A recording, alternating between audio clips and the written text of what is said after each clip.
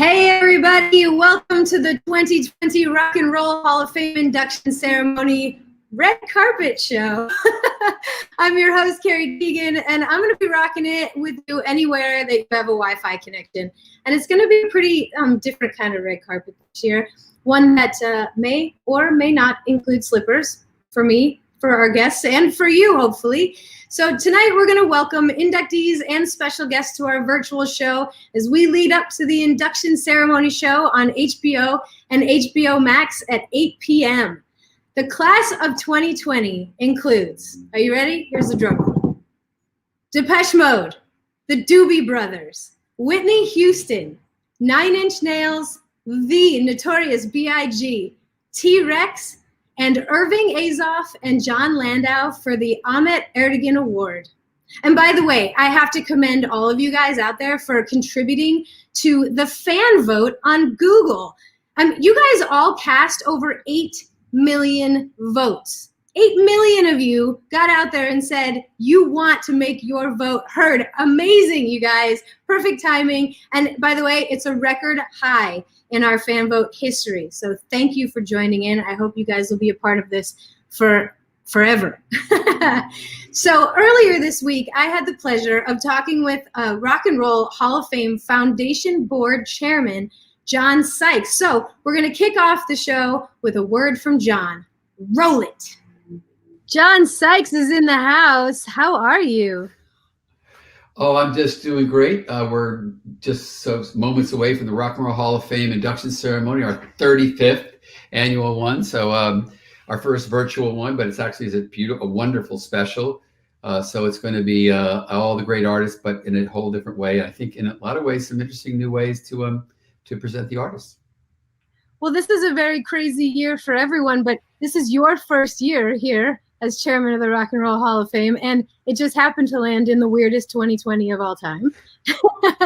So welcome to the party.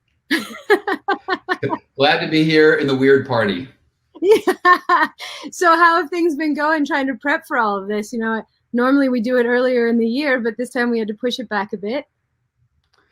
Yeah, we normally, this was probably right around May 5th is about when we do it, early May. And we announced the inductees right around Christmas time, and then we have it in the spring, and we were moving towards that. But when early March rolled around, we kind of figured for the safety of everybody involved, we just couldn't put 10,000, 15,000 people in an arena, and didn't want to ask the artists to get on planes at that time.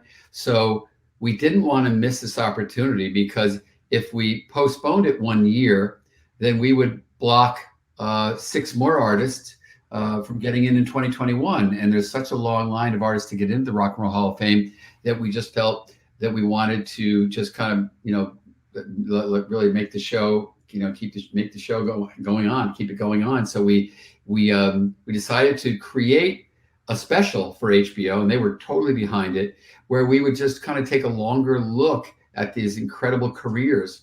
And rather than making like a 3-minute tape that would roll into a show and then a live performance, we'd spend more like 10 minutes really going deeper into these amazing careers. So although we love having bands play live, we all love that celebration. I think when you watch a show on Saturday, you're going to see and learn way more about these artists, these inductees, than you would have before.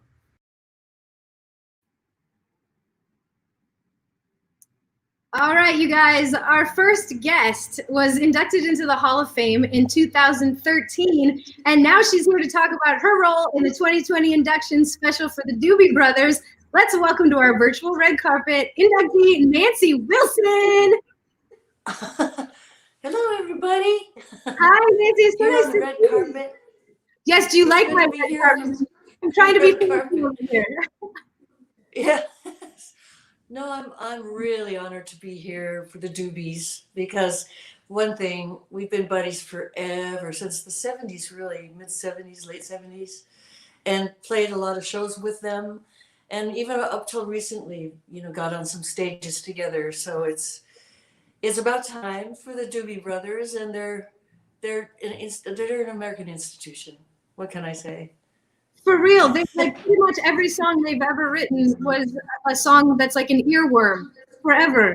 They're amazing. Yes, they are amazing. They kind of inform America who America is, I think, like because of the how they're ethnically diverse inside their own band, which is really cool, and their music kind of covers everything from rock to country, sometimes even like ballads, and they're all encompassing they're fully encompassing the character that's good in America. All right, tell me about like the experience of when you were first asked to help induct the Doobie Brothers into the Hall of Fame. Oh, well, there was no hesitation in my mind, that I would say anything but yes. I mean, I did the Snoopy dance because I think they're just some of the coolest guys to begin with. They couldn't be sweeter people, and they couldn't have done cooler music throughout the years. They're the soundtrack to our lives, a lot of us, most of us. And who could say no? Certainly not me. I would really, really like to see a rendition of your Snoopy dance. Oh.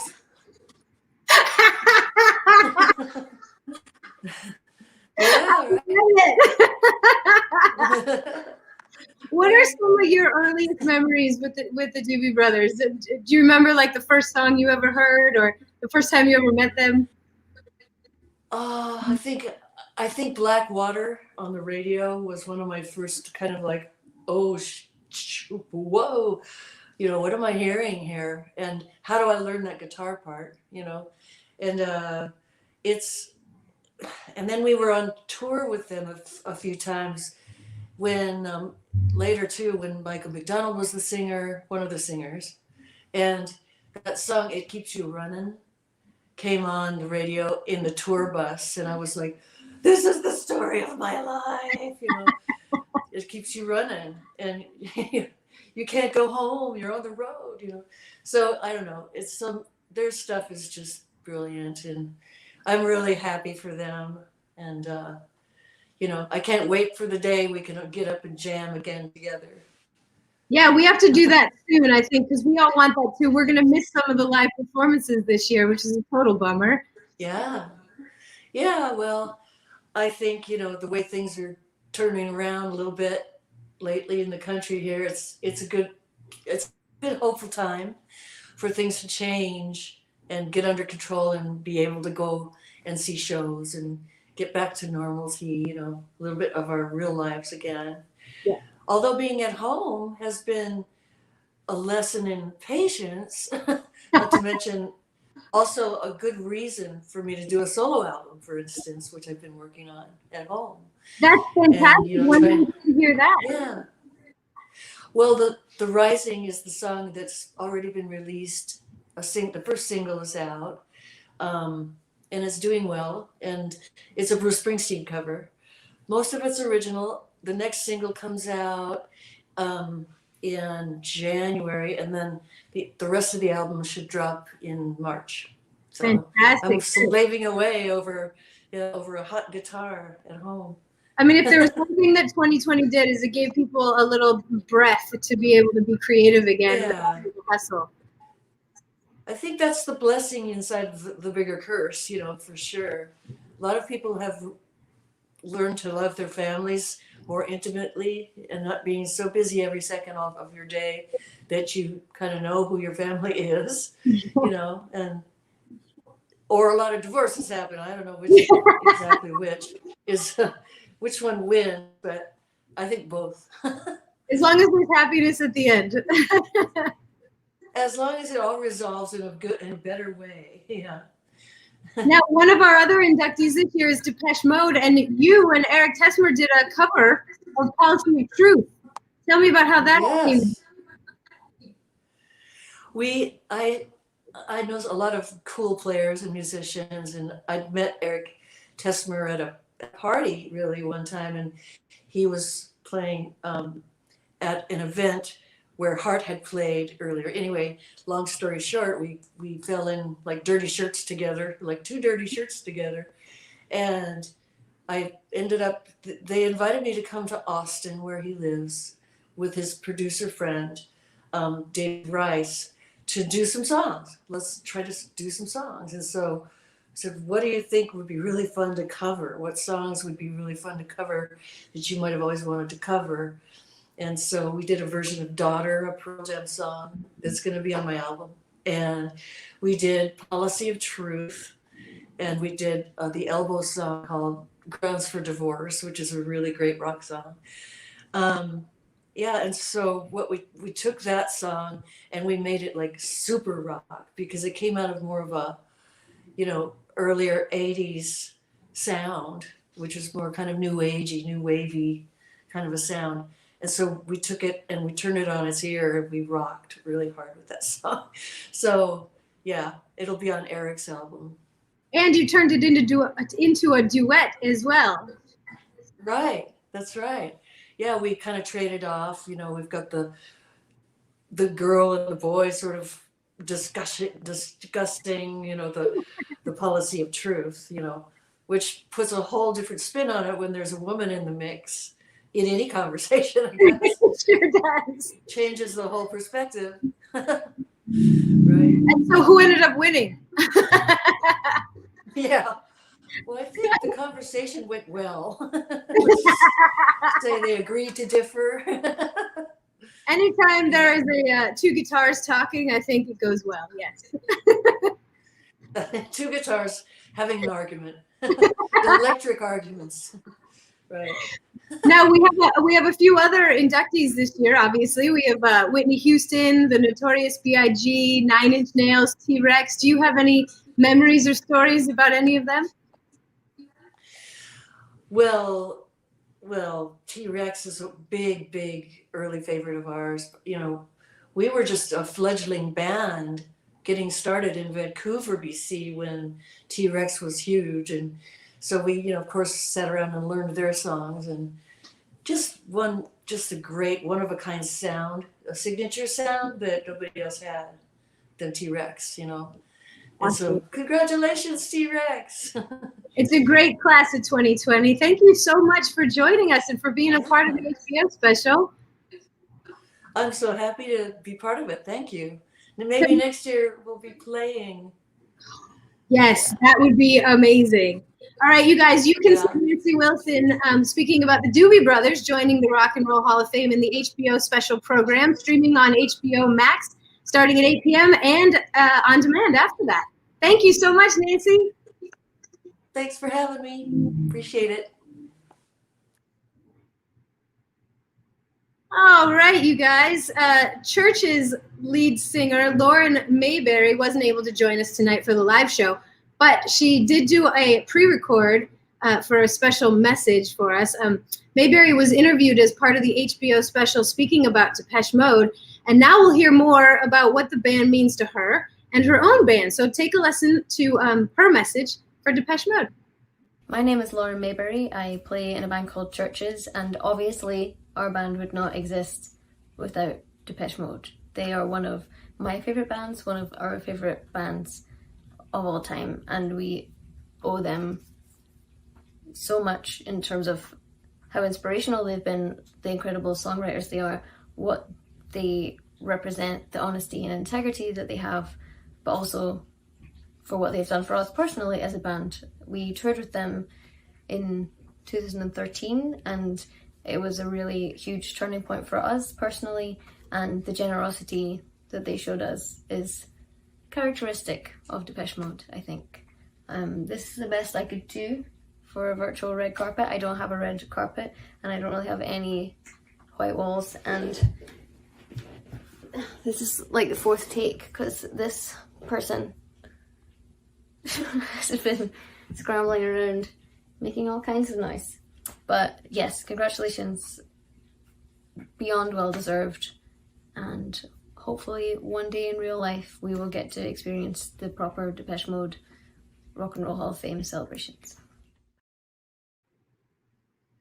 All right, you guys, our next guests to the red carpet are the children of inductee, the late, great Christopher Wallace, aka the Notorious B.I.G. And we're going to be joined by both CJ and his sister Tiana, but I think Tiana is here first. Do we have Tiana? Hi, guys. Hey, how are you?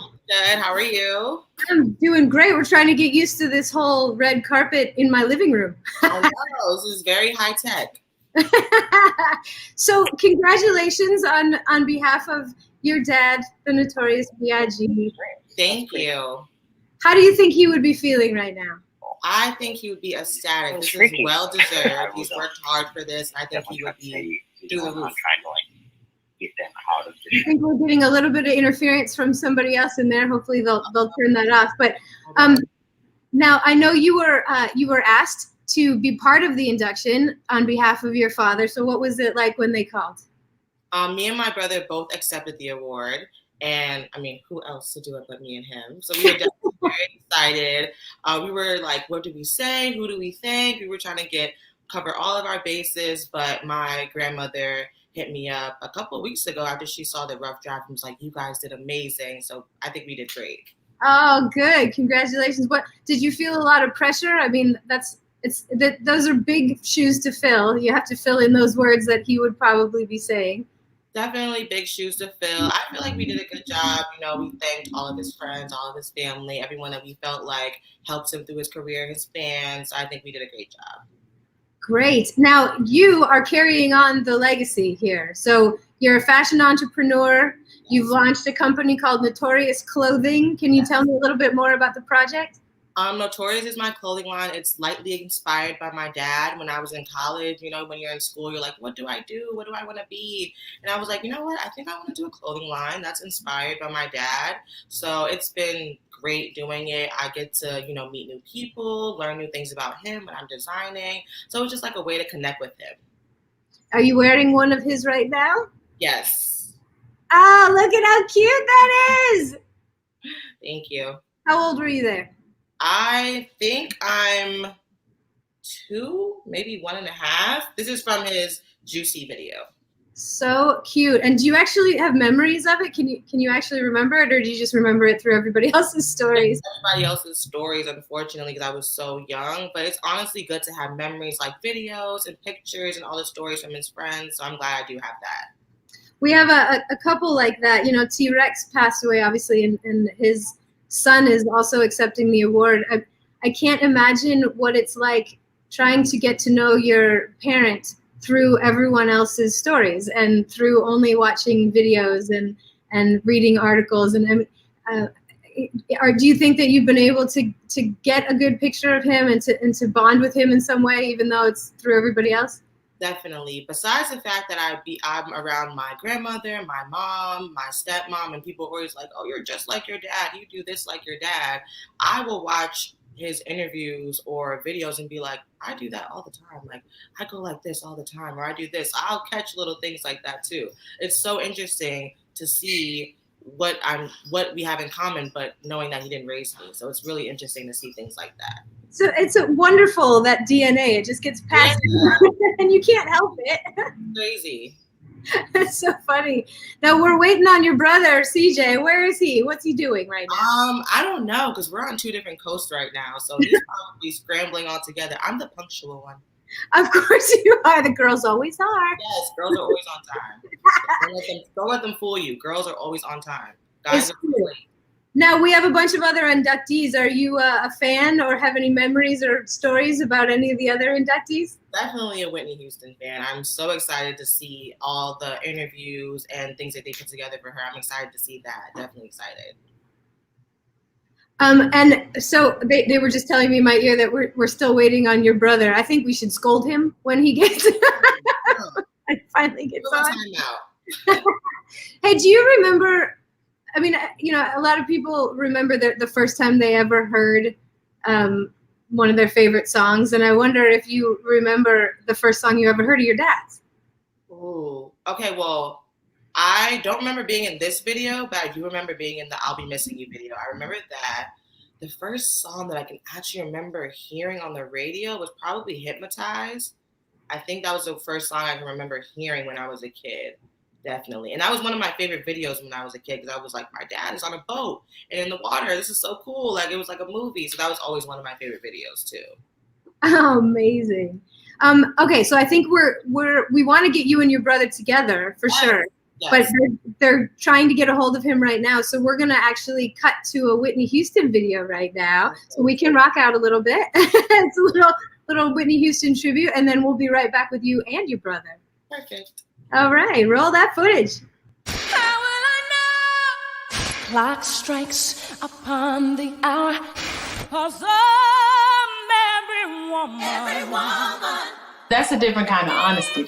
She allowed herself to sit in that space, and I'm grateful that she did, because there's so many voices that we wouldn't know if it wasn't for her.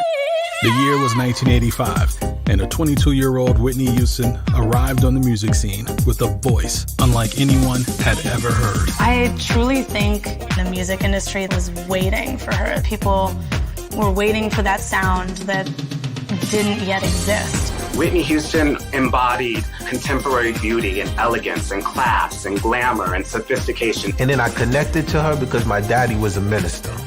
And so there was a relationship there. Just like Michael Jackson, just like Madonna, she was the other one who melded the visuals with the art. And I think that was a big deal. She was able to break through, and she was a black girl. Her self-titled debut introduced us to hits like The Greatest Love of All, You Give Good Love, and Saving All My Love for You. Music historians will tell you at that time, someone like her hadn't existed. This wasn't just a regular singer. This was the singer. There was no gimmick. There was no flash. And I was probably like 12. And I remember going home and like over and over, line by line, watching her videos, mimicking it. She's so famous for the big pop records, but those songs, especially You Give Good Love, I really felt her loving those moments. Houston's reign continued with her second album, Whitney, delivering music staples So Emotional, Where Do Broken Hearts Go, and the infectious dance pop, I Want to Dance with Somebody. It's like one of those songs from as soon as the like drum hits, you're like, oh, what's this? And then she's like inviting you in with her like, woo! She just like gets you in, and then you're like already on your feet dancing to the beat. Proving Whitney was a global crossover success and capable of slowing down. With the 1990 release of I'm Your Baby Tonight, Whitney proved to naysayers that she could dominate multiple markets. Recording the title track in one take was also a nod to her intimate knowledge of her instrument. I think that you have to have a very specific ear to be able to walk into a studio and record something in one take and it come out and sound like that. It's very New Jack Swing. She's a storyteller. You can't tell the story in fragments. You have to tell the story from beginning, middle, and end in one take. Oh my God, I get so emotional. I love that. I just want to dance right now. We're going to bring Tiana and CJ Wallace back in. Hey, Tiana. Oh, CJ. Hey, CJ. I'm here. How's it going? Hey, CJ. Thank you for joining us. Thank you guys for having us. It's good to be here. I hope you weren't having too many technical difficulties over there. Just a few. It was a little, I'm a little not as tech savvy as I wish I was. All right. Well, you're forgiven. We were going to give you a whole lot of shit, but I guess we'll Appreciate that. Thank you. So I was talking to your sister earlier. I mean, when you guys were asked to be a part of this, what went through your mind? I mean, and how much pressure did you feel? For me, it was, I've really wanted to be a part of it ever since, the beginning when they told us that our dad was going to be inducted. When they told us that they wanted us to do a speech, I was really happy. I was really happy that Tiana wanted to be involved as well. So, I've been all for it. I'm all for it since the beginning. And is there anything that you guys wanted to make sure that the world heard coming out of your mouths about your dad? For me, I've just been trying to push the fact that, over the past 2 years, I've just been really trying to understand who Christopher George Latour Wallace was, as I'm sure Tiana has been doing for most of her life as well. So, trying to share with the world that he was more than just a rapper, more than just an artist. He was a father, a son, a brother, to many, and, a really great guy overall, a human being. So just trying to share that message and let people know that he was more than just the rapper Notorious B.I.G. So do you guys feel a lot of pressure to then now be really good people? Like, is there like everyone's watching and you'll get in trouble if anything goes wrong? I mean, we're naturally good people. Like we said earlier, the DNA. Like our dad is a good person, and it just we're naturally good people. I've never heard anyone say anything bad about CJ or me. Like they're always like, "You guys are so fun. You guys have so much energy." So we're just naturally like that. Yeah, it's always been, for me, I've always prided myself on remaining humble and just not really getting too big-headed, and always thinking about other people first. Yeah, for sure. Can we put more of you guys out into the world? More CJ and Tiana's. We need to make t-shirts. Make t-shirts that say more Tiana and CJ's. Okay, so what? Actually, CJ, let me ask you about your company. So we were talking to Tiana about hers. You have Think Big. Tell me what you guys are doing. Yeah, so before COVID, Think Big is really more of the advocacy side. I've always, prided myself on, speaking out for people in the cannabis space that really aren't represented, the people that have been locked up for nonviolent cannabis offenses, all the people from back in the day when my dad was growing up who were getting harassed for having weed on them in the streets. And, obviously things are changing with all the new states going legal, but I feel like we still need to talk about that. The fact that there's still 40,000 plus people still locked up for nonviolent cannabis offenses is crazy. And, there's still people making so much money off of cannabis.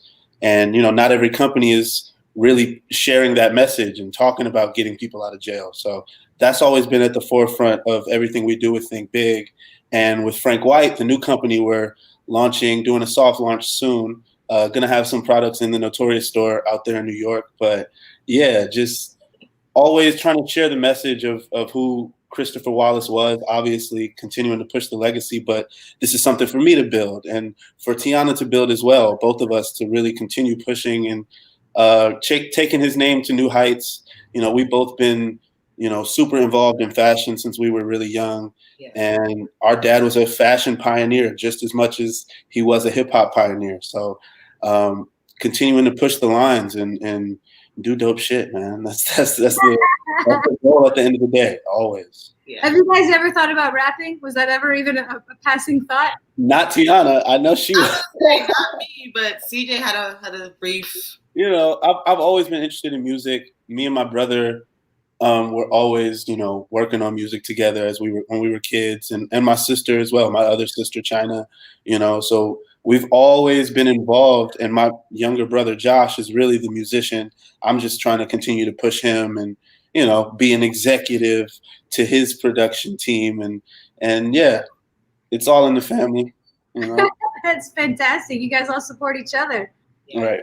Now, the one thing that I have to ask you guys before I let you go, do you have a favorite Biggie song? The favorite question. It's hard, I know, but do you have one? Mine changes all the time. Like I said, it used to be Hypnotized. Then I was trying to be different. It was like Machine Gun Funk at one point. Now I'm just like, I just love them all. Like, I can't even pick at this point. Because every time I hear a song, I hear a different part that I'm like, oh, okay. Mr. 21-year-old spitting stuff that no one else can say. Like, I feel you. No, I always just say that. It's the test of time, though. 25 years, you have to keep rehearing things differently as time goes on, or it gets stale. But that's why good music is good music. And the recycled bars, so many people have used so many of his lines. And I find myself not even realizing that sometimes. Like, oh wow, that was a Biggie line. Like, I didn't even catch that. And sometimes I feel like my favorite song of his is Player Haters, because it's like the most comedic song he ever did, him and Puff. And I feel like he could have did a whole album just singing and not really taking the rap stuff seriously. Like, so sometimes I feel like it's Player Haters. That's mine today. I love it. You guys, thank you so much for joining us. I'm so glad you were able to make it, CJ. That was great. Thank you guys. Appreciate it. And you guys can see CJ and Tiana accept their father's induction award in the HBO special program streaming on HBO Max starting at 8 p.m. and on demand after that. Thanks, you guys. Thank you, guys. Thank you. All right, you guys, our fan vote digital transformation partners, Ernst & Young, are wondering, Have changing customer preferences altered the future forever? Well, find out how E and Y can help you transform to create long-term value for your business, your people, and society. Let's take a look. Have you reinvented your transformation plan to be radical enough to thrive now? Are you realizing the full potential of your people, technology, and innovation? Are you reframing your future? Or is the future reframing you? Find out how EY Consulting can help you realize end-to-end transformation and uncover new opportunities.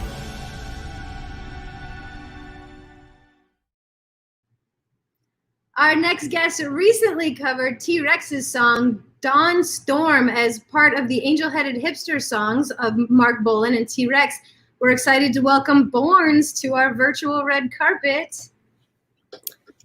Hello. Hi, how are you? Carrie Keagan, what's up? Oh my God, it's so nice to see you. Where are you? You look like you're in really cool lighting. Well, I'm actually at the Village Studios, where all the production for the T-Rex album was done, just downstairs, I think. Cool. But they have very vibey atmospheres around here, so it's nice. Yeah, you look trippy, which is kind of what the album is, right? I know, it's trippy, right? So tell me, I mean, I've been listening to the album Angel-Headed Hipster. The album is phenomenal. And I keep saying this over and over again, but like, I didn't think it was possible to really cover T-Rex songs. Like, you kind of have to just like reinvent them, because how? Yeah, there's kind of no way. It's like, it's such a specific vibe that Mark Bolan creates on a record, just production and sexiness and like mythological references and all that stuff. But so yeah, you kind of have to completely reinvent it. Yeah, it's a very good way of putting it. And so what were you thinking when you started doing, why did you pick Dawn Storm, and then what were you thinking you would do to it? I picked Dawn Storm because it's on a later album. It's on a 1976 record called Futuristic Dragon. And that record just sounds very 1976, you know, and it's the strings are really dreamy. The rhythm section is just like really grooving, and I'm always going to choose the deep cuts on a record, you know, like I always go for the songs that are kind of passed over, and that may not, kind of the underdogs, I guess. But that song always really spoke to me because there's actually no other T-Rex song that really sounds like it. So I kind of wanted to take it on.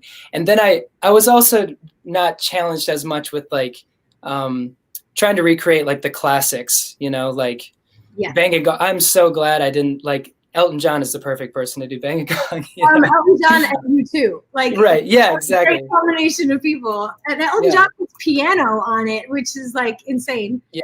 Insane. I do have to say though, it was weird because when I first heard your song on this album, strangely, it feels like a T-Rex, a Mark Bolan. Like, you sort of melt into it seamlessly. And so congratulations, I guess, because you've maybe embodied Mark Bolan. That's very kind of you, Carrie. I'm not sure if I can totally take that, but I just tried to just channel my inner glitter god and just try not to think too hard and just kind of just sang the song. Also, Steve Weisberg, who arranged a lot of the strings and all the orchestration on the record, is just such an incredible arranger that he made it really easy. I just walk in and just sing the song. So all the production, and also Hal Wilner that produced the entire record, is a genius. So I actually kind of weaseled my way into the record. I wasn't even really invited, but Hal was gracious enough to to include me on the record. And so I feel very honored to be the underdog. And with this like legendary record, you know, it's like, it's pretty amazing. So I would like to know what that conversation sounded like. Did you actually go in on your knees, or like were there tears involved? Like, how did you? It was all telepathic. It was a lot of meditating and sort of like just trying to send that energy his way. So yeah, this is before, you know, Zoom and all that stuff. Sure. Yeah. This was years ago, 2017. You guys made the album in 2017. Yeah, I think that's when it was recorded. Yeah. Wow. So wow. Okay. So Yeah. we've been through some things since then. Oh yeah, we've been through some things. Yeah, upwards and onwards, right? And how much? I mean, again, you sort of melted into this thing. So, like, how much of T-Rex and Mark Bolan was there in you already? Like, I feel like you already kind of have a little bit of that, just naturally.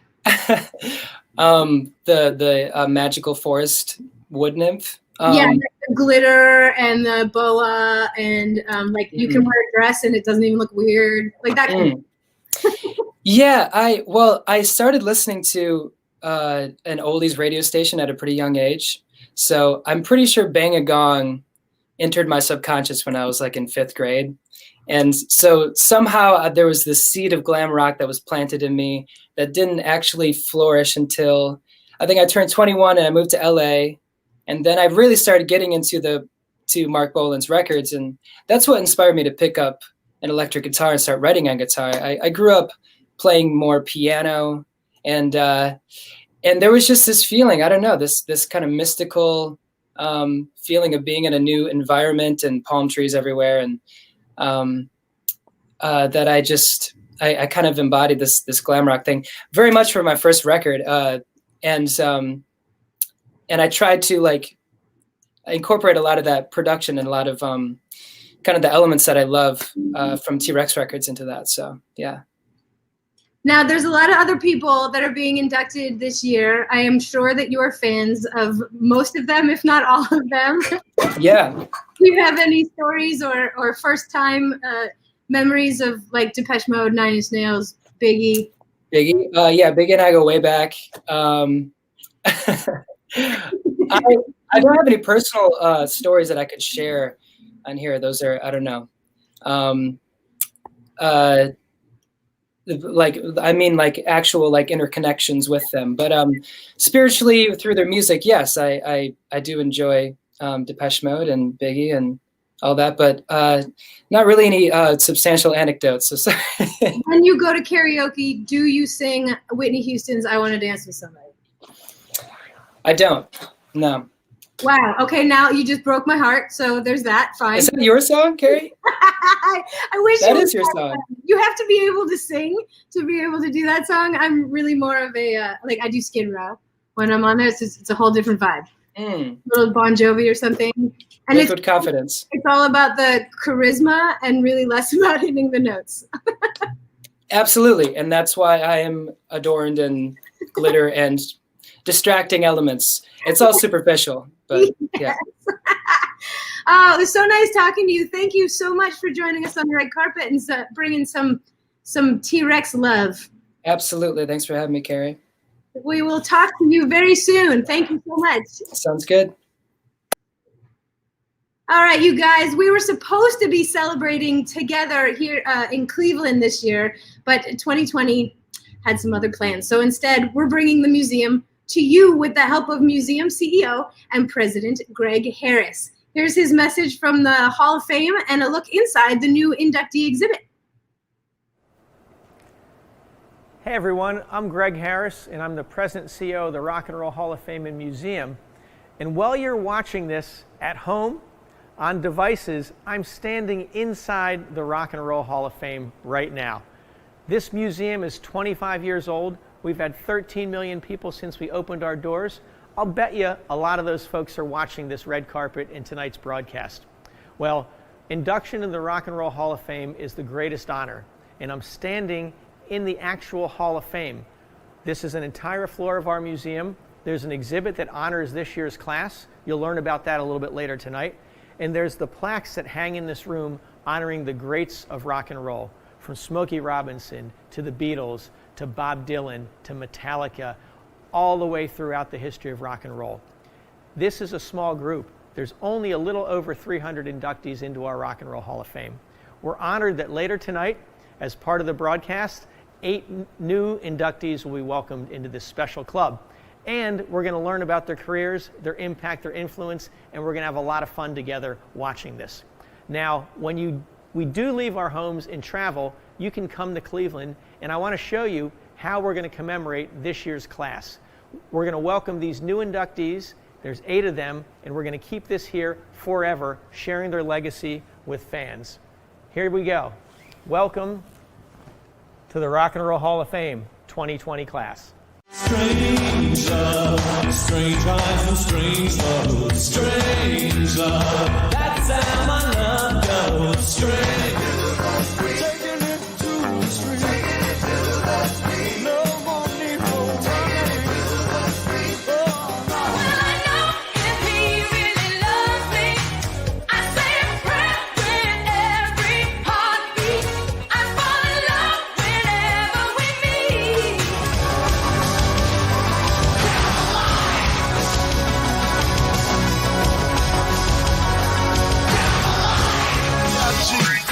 PPA, no info for the DEA. Federal agents mad cause I'm flagrant. Tap myself and the phone in the basement. My team supreme, stay clean. Triple beam, miracle dream. It's fine, real tastes good. Everybody says it just like Robin.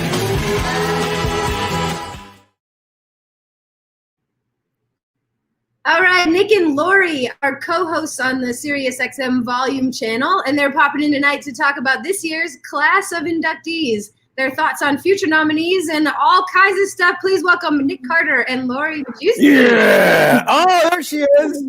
Hey, guys. Hey. Oh, I'm so happy to see you guys. Welcome to our red carpet. Yeah, I mean, it's kind of a virtual red carpet, but we'll take it. It's a black carpet because we're having a black celebration for Depeche Mode tonight. Come on. There it is. Well, I guess we wore the right colors then. Are you Yes, guys ma'am. wearing slippers or shoes or what's on your feet right now? I've got the diesel black shoes that I'm going to be rocking tonight so I can start my own circle pit in my house, in my living room when 9-inch nails do their thing. Yes, nice. Well, Lori, I guess you and me are just going to be like sort of mopping the floor. Listen, it's not what's on your feet, it's what's in your heart. And I am just so happy. I'm so happy that my band's going in, the Depeche is going in, the T-Rex are going in. Nick, you're psyched for the Doobie Brothers, right? You know what? I have to tell you, it's so funny, Carrie, like Lori and I are kind of like just 80s devotees, me, because I'm a little older, early 80s, she later 80s. And every year we're like, our bands. And we were like, Depeche Mode, like, this is awesome. They're never going to get in. Then they got in, they were like, get out of here. But for me, you know, it's funny because Lori and I kind of had arguments about this because Doobie Brothers were literally the first concert I ever went to when I was like in 6th grade. Swear to God, first time I smelled weed, first time I saw boobs. And like all that happened at one show? Congratulations, you picked the right show. I try to recreate that experience every time I leave my house, you know, to lesser degrees or whatever. But it's funny too, because, you know, they have been eligible since 1996. And I was talking to somebody else about this. I think they suffered the same perception problem as Hall & Oates. Like, you know, Hall & Oates started out back in the day, you know, they're doing sort of folky stuff and album-oriented rock, and then, you know, she's gone, and bigger than both of us, Daryl Hall starts writing honest-to-God pop songs with Rich Girl On. Doobie Brothers, I mean, you know, they start out as a biker band, and not like, I mean, like old school, like dyed in the wool, not like, oh, I'm a hedge fund manager, I've got $50 million, I'm going to buy a Harley, like ride or die bikers. And they have hits. And then, you know, Michael McDonald joins, and from like Taking It to the Streets on, and Taking It to the Streets, by the way, I would put that next to Marvin Gaye, What's Going On, in terms of just like dopeness. You know, I mean, they get this soul injection and they become a pop band.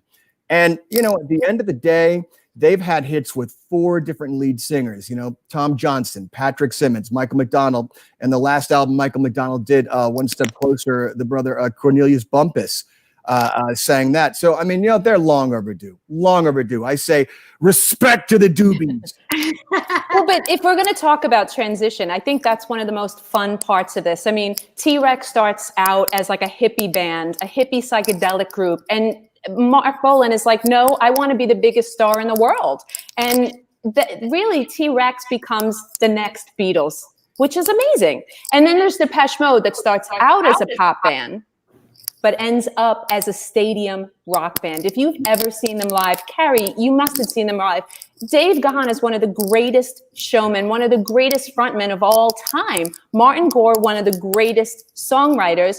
And when we're talking about synthesizer music, Kraftwerk, who's been nominated 6 times, they have to go in next year, guys. They were a nerd band making nerd music for nerds. And I love them, and I'm a nerd. But Depeche Mode, they took nerd music and they brought music to the masses. And I'm sorry, can I mention one other thing, Carrie? Because we were just talking about that. Lori and I talk about it all the time. It's like we both stan, as the kids like to say, Depeche Mode and Nine Inch Nails, but you would have neither without Kraftwerk. And they should definitely be in. They should have been in first, but what are you going to do? But to Lori's point about synthesizers, that's why Nine Inch Nails needs to go in, because Trent literally changed the face of rock and roll. Because if you think about it, I mean, we're all old enough to remember that synthesizers particularly sort of came of age in the 80s more than anything else. And it was mostly in R&B and new wave music. And if you were a dyed-in-the-wool rock fan, your perception was probably, it's a little soft, it's a little slick, dancey disco. And then Trent comes along like, hold my beer. He brought the darkness. He brought the danger. Well, Depeche brought the darkness, and Right. I think Nine Inch Nails brings the danger, the rock to rock and roll. I mean, the synthesizer rock and roll band. So don't tell me they don't belong in the Rock and Roll Hall of Fame. And I would say that, Trent found a way using synthesizers to make music that's arguably louder and heavier than quote unquote heavy rock bands with 3 guitars in them. So, I mean, he just changed the face of rock and roll. So mad respect to Michael Trent Reznor. Now, you guys have obviously a few opinions about these bands. Who do you think needs to come in next year? Do you have any predictions? Hello, Duran Duran next year. Duran Duran, Go-Go's class of 2021. I am so Starting right there. not mad at any of that. Biggie's going in this year, and respect to him. If we're going to talk hip hop, LL Cool J needs to be in the Rock and Roll Hall of Fame. Period. And I co-signed the Duran Duran. I ain't mad at Duran Duran. You want to talk about influential bands and bands that came along and again changed the shape of things. Duran Duran deserves to be in there. Will they? Who knows? Then again, Lori and I were like, Roxy Music's never going to get in there. And then that night we were like, get on! I know. And that's what's so cool about this year. We had Bowie's been in forever. Roxy finally gets in this year. But T-Rex, who really inspires both of those artists, goes in tonight. I mean, and they're a band, when you think about influence, they've influenced so many people, but no band after T-Rex has ever sounded like T-Rex. And that, to me, is why their songs still sound so classic, like Jeepster and Bang a Gong, or what it was called in the UK, Get It On. So, I mean, it's kind of like that glam rock triumvirate. It's about time that they're getting in. And you know what I love about them, too, in addition to obvious... Sorry. Anything can happen. My dog started a mosh pit. Sorry. In addition to being really just like the standard bearers for glam, if you think about it, they were kind of heavy, they were kind of bluesy, but they had a boogie to them too. Just like, I mean, you can't deny that. But we need more women. And Carrie, when you talk about who's going to go in next year, that's why I'm really pushing for the Go-Go's. I feel like we saw their documentary this year. How come no other all-female band has gone to #1 on the album charts since the Go-Go's? It's been almost 40 years. It has been 40 years. It's time to show little girls that there are all girl bands who rock. And the Go-Go's were so they did it first. I mean, you had the Runaways, but I'm talking about a band that went to #1 on the charts. And for me, when I saw the Go-Go's could do it, the Go-Go's, Pat Benatar, I just thought to myself, it never occurred to me that I was a woman in music. I was just a music fan. And that's thanks to the Go-Go's. Isn't that amazing? Well, back to the Doobie Brothers. Shout out to Tyrone Porter, their original bass player, because that let me know I, as a black man, could make it in rock and roll. To see some of these bands back in the 70s, especially, it was like there were no boundaries, there were no barriers. No one was looking as closely as they do now, and so they they were more diverse. They were more interesting. And now I feel like even with shows like The Voice, like when you stop looking and you just appreciate the talent for what it is, then you forget all of that other stuff and you can let more people in, or more faces in, more colors in, more voices. Well, but that's the thing. Rock and roll it's always been about danger. It's always been about pushing the boundaries. It's not about, bass, drums, guitar. That's not what it's about. It's about pushing boundaries. And I think when you look at all of the artists who are going in today, that's what they did. And I want to see that continue to happen. And that's why I want to see the Go-Go's come in, because they said they were a girl punk band who said, we can do this. We can do this too. So I hope we keep going in that direction. I want to see more hip hop, right? Janet ended last year by saying induct more women.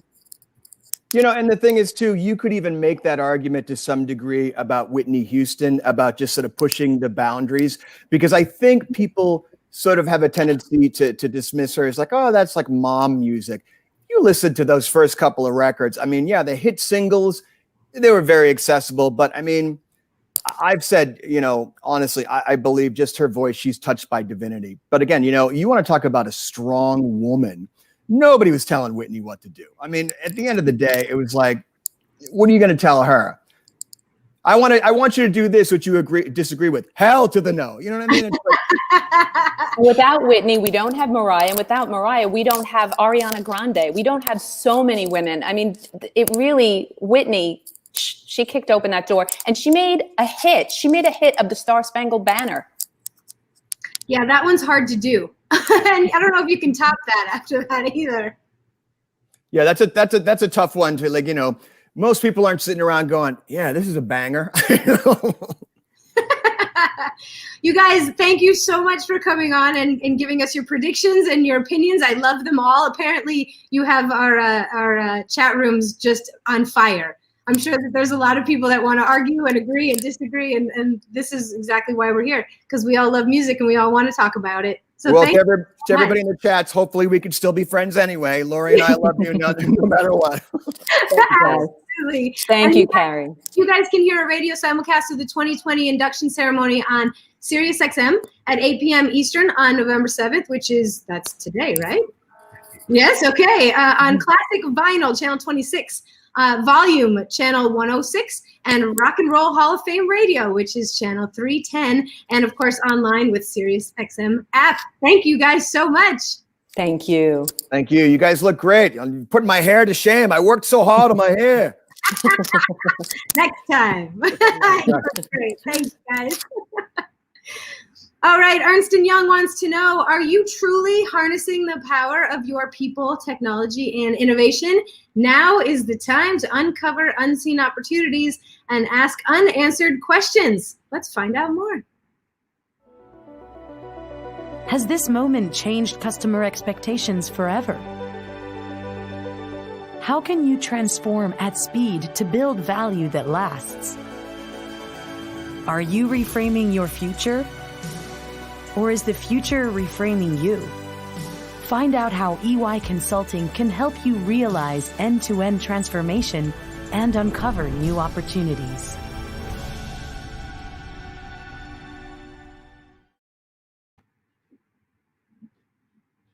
Oops, what did I just do?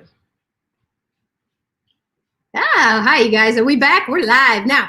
If you don't catch the induction ceremony show below, sorry, I'm reading too many things. If you don't catch the induction ceremony show debut, you can watch again on HBO and HBO Latino later tonight, starting at 10:10 p.m. Eastern. Tomorrow, HBO will feature 7 replays, starting from after midnight to midday Sunday afternoon. So there's plenty of time for you guys to be able to catch this. And you can also watch on demand on HBO Max after 8 p.m. tonight. So make sure you watch the special. And now we're going to watch a video about the Rock and Roll Hall of Fame Museum because it's really cool. I've been there. You guys should check it out. Here you go. Strange love, strange eyes and strange love, strange love. That's how my love goes. Strange, taking it to the street, no more need for running. Well, I know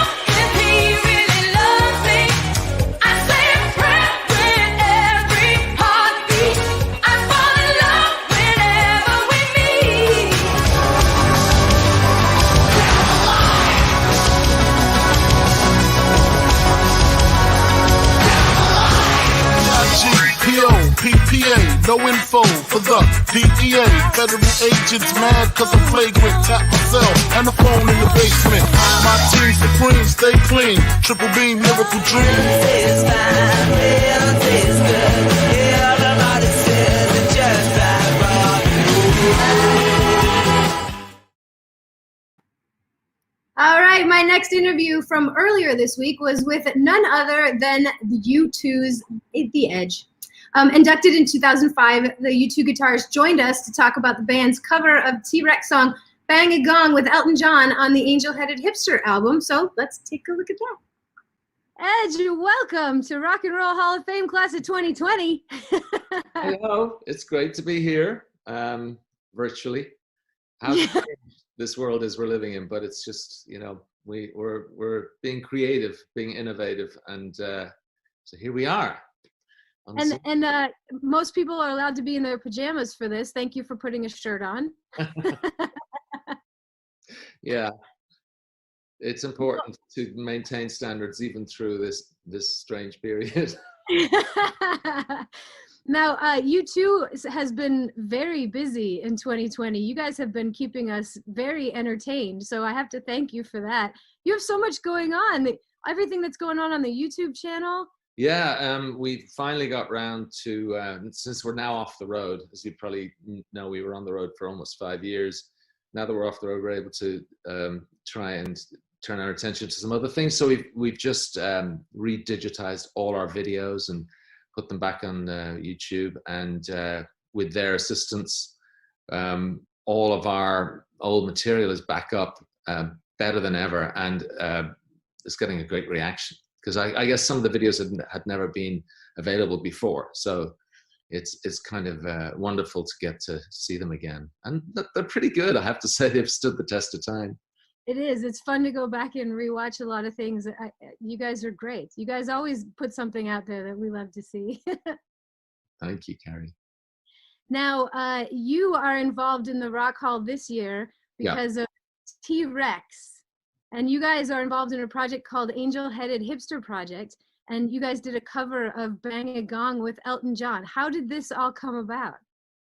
Well, the great champion of the project was, unfortunately, our deceased friend Hal Wilner, who for many, many years was one of our close friends. And Hal was always working on different projects. So he came to us, I think sometime in 2017, and said he'd just been approached about doing a T-Rex tribute record, and would we contribute? And we, at the time, I don't think we could. So we said, look, we'll do our best, but come back to us. So anyway, we met him in LA a year or so later, and he was still working on it. So I think he gathered us all in the same space. It might have been our manager's house, and basically got us all to sign on. And the thing about Hal was, any project he was involved with, it was always out of love of music. You know, he just had this incredible belief in the power of music, and so we always knew it was going to be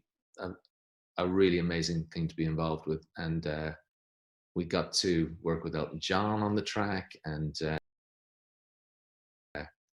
with Hal in the studio. So it was great. We also recorded the backing track in New Orleans, and we managed to persuade Trombone Shorty to come in and do a solo at the end of the song. And so it was just an amazing project to be part of.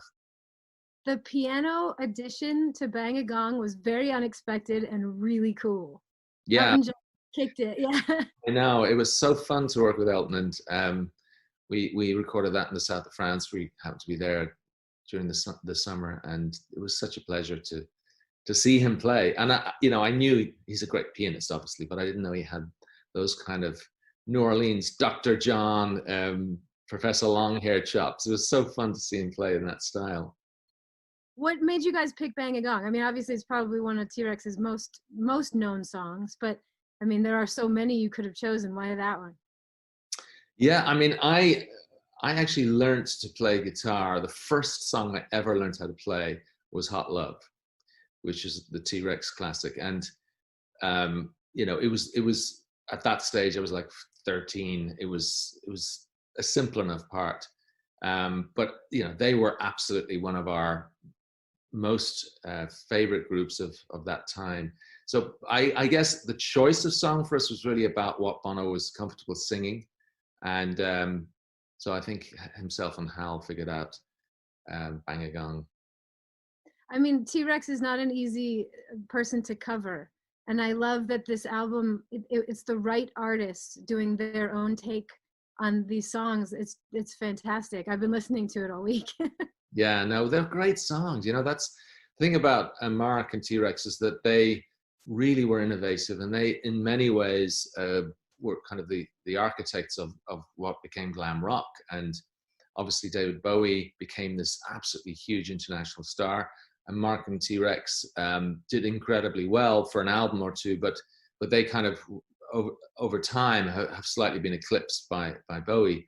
But as a kid, when I first saw Mark Bolan on TV, I was so taken by this strange androgynous creature wearing kind of glitter makeup and eyeliner, and he really did challenge and sort of start a whole kind of new take on rock and roll. And so he's not only is he an important historic artist, he's also one of the great songwriters of that era, and that's the fun thing about this Angel-Headed Hipster album, is that you get to hear his songs and how great they were, lyrically and musically. Really, really powerful work. Absolutely. And he's so fun to watch. I mean, and the amount of inspiration he's had on so many different genres and music is insanely cool. Yes. So the fact that he's being inducted this year, T-Rex and Mark Bolan being inducted this year is rightfully so. Absolutely. He's so worthy, and I'm so happy that he's being inducted this year and to be a small part of it. Now, as someone who has already been inducted, do you have anything to say to the new class of 2020? Well, I think it's an amazing group of artists. They're all really worthy inductees. It's a shame in some ways that they're not able to go to a standard Rock and Roll Hall of Fame induction ceremony and event, because it's one of the few industry events where it's just about the music. It's really about the artistry, the singers, performers, writers, and it's always very inspiring. So I think they're part of a very important tradition and legacy, and I'm just happy to see them all be inducted. I think they're all very worthy. Edge, thank you so much for joining us tonight. It was a pleasure talking to you. It was a pleasure to talk to you, Carrie. Always happy to be part of the Rock and Roll Hall of Fame. Thank you. Take care. Oh, the Edge is so cool. All right, Perry Farrell, Jane's Addiction frontman and Lollapalooza creator, is our next guest on the red carpet tonight. Perry contributed a recording to the Angel-Headed Hipster album in honor of newly inducted Mark Bolan. Please welcome Perry Farrell. Woo! Perry Farrell! Woo woo! Hi, how are you doing?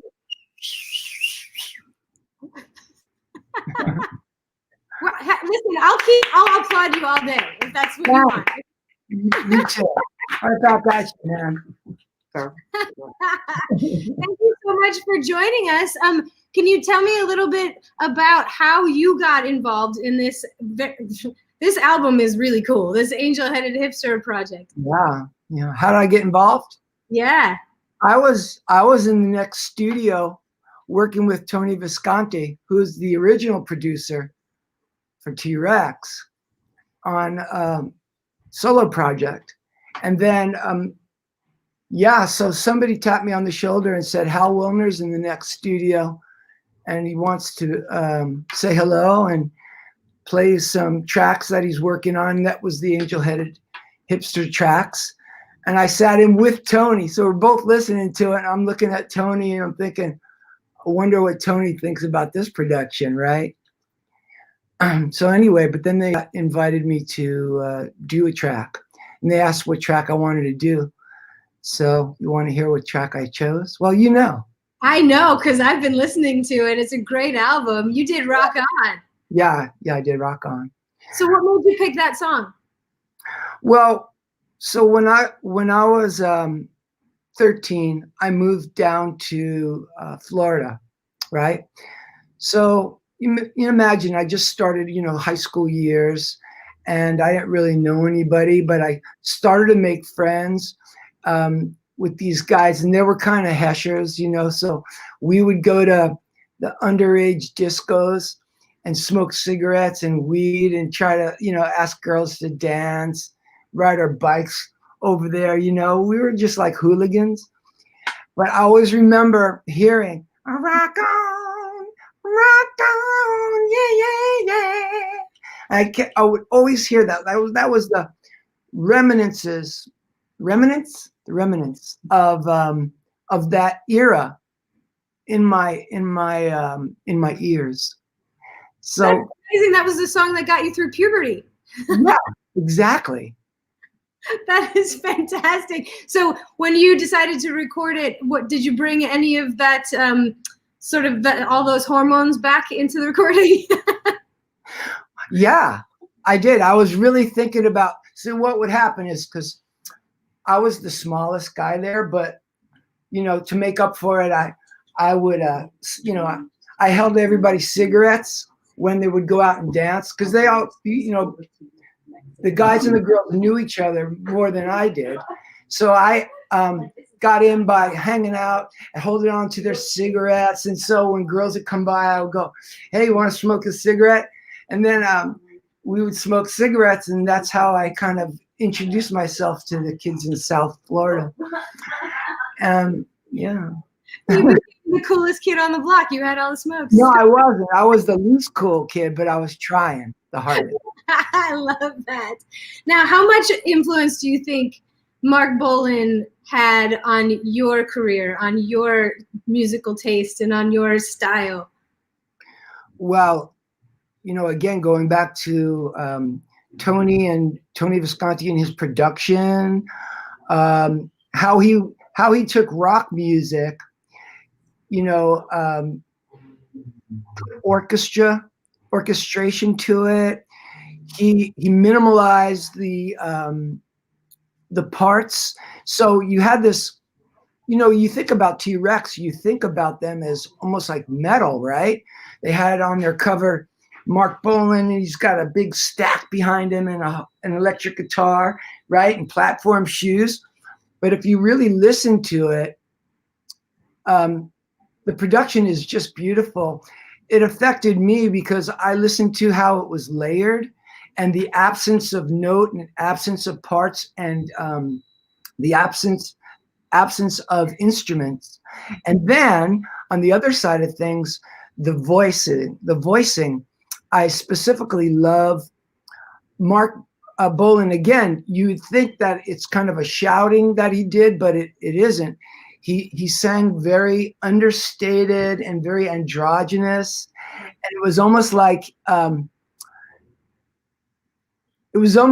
you were in his living room and you were having tea and cocaine.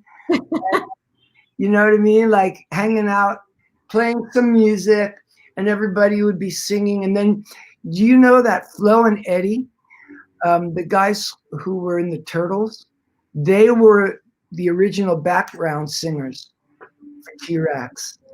So that's that part. Rock on, yeah, yeah, yeah. That was them.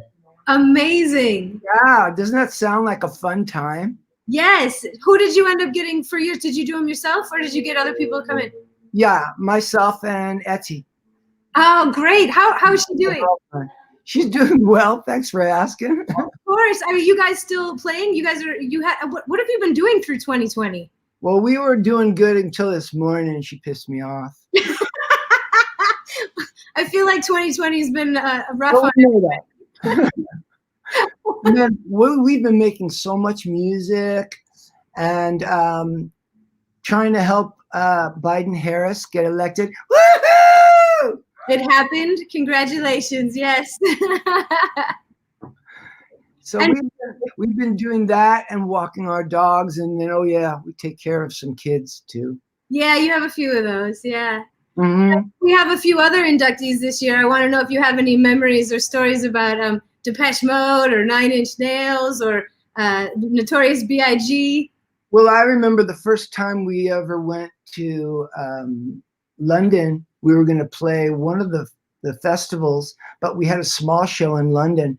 And now there was this guy, and he kept on going, I'm Dave from Depeche Mode. And I hardly knew about those guys, right? But he was in this small club by himself trying to get backstage to introduce himself. So I always remember that. He's a real good guy, and an incredible group. And Martin is a sensational composer, keyboardist. Good people, really good people. And did you end up helping him get into the club, or did you just watch it all go down? You know, I was kind of crazed.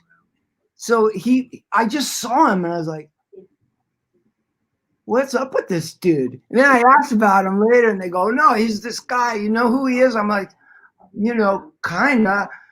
But I said, if he wants to come back that bad, come on. And now look at him. Here we go. Yeah. So congratulations, man. It's fantastic. I love it this year. I love I feel bad because we don't get the performances that we would normally get, but we get to at least get this HBO special so we can honor them in an appropriate way. Yeah. It's plan B. Yeah, exactly. Everything in 2020 is plan B. Yeah. Sometimes that's just what you have to do, is you have to accept plan B. It's true. Well, Perry, it was wonderful talking to you. Thank you so much for joining us on this virtual red carpet. Yeah, it's been a pleasure. Thank you so much. Enjoy the rest of your year. All right. You too. Bye. Bye-bye. All right. You want to hear some more from the tribute project to Mark Bolan and T-Rex? Well, lucky you. We just happen to have some more for you. So off the Angel-Headed Hipster album, this is a little snippet of Children of the Revolution performed by Kesha.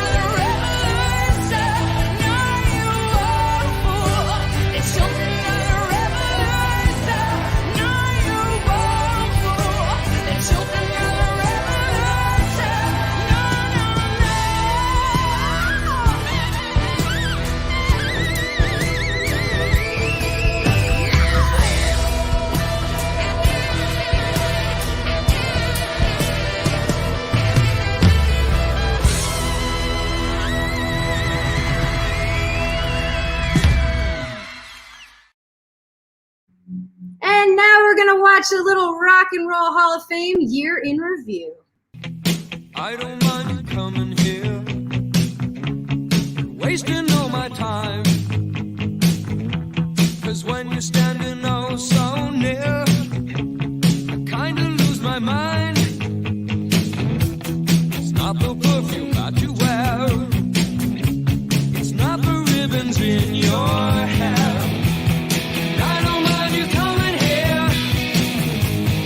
Wasting all my time.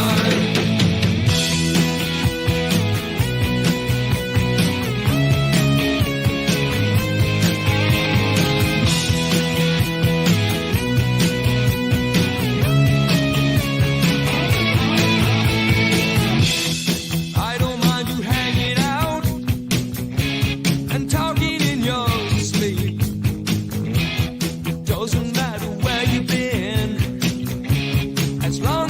was deep, yeah. Always knew to wear it well, and you look so fancy, I can tell.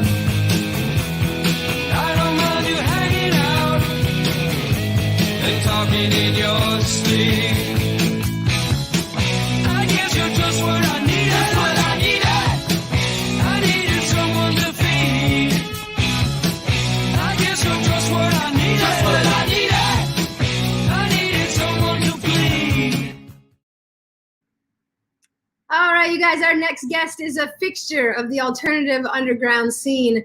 And we know that there's a ton of fans out there that are very excited about new music coming from this reunited band. Please welcome Black Francis of the Pixies. Hi, how are you? Hey, I'm doing great. How are you? Good, thank you. Good. So you're holding up okay this year then, huh? I am. What's been happening for you? I've been taking care of chickens and children too, but the chickens are kind of a new thing. Which ones are more difficult to take care of, the chickens or the children? Kind of even, I guess, right now. Okay. They all run around like they have no heads anyway. Now, people have been very excited about some reunited Pixies. So are you as excited as we are? Am I excited about a reunited Pixies? Yes. Did we reunite again? We just love when you guys are together. It's great. We do too. We have a really good time when we're together. Yeah, good. Now you have a song out called "Hear Me Out," but you put it out with a T-Rex song called "Mambo Son." Right. Tell me about why those two songs had to be together. Well, they're both from the same recording session up in Woodstock, New York, from a couple of years ago, and I'm not sure how we ended up doing that song at the time, but I know that we did do it. And anyway, I guess it's out now with this other song that we did, and I guess it's a good connection for this talk you and I are having, you know. Well, yeah, the connection, because you're presenting Mark Bolan tonight in the Rock and Roll Hall of Fame, you know.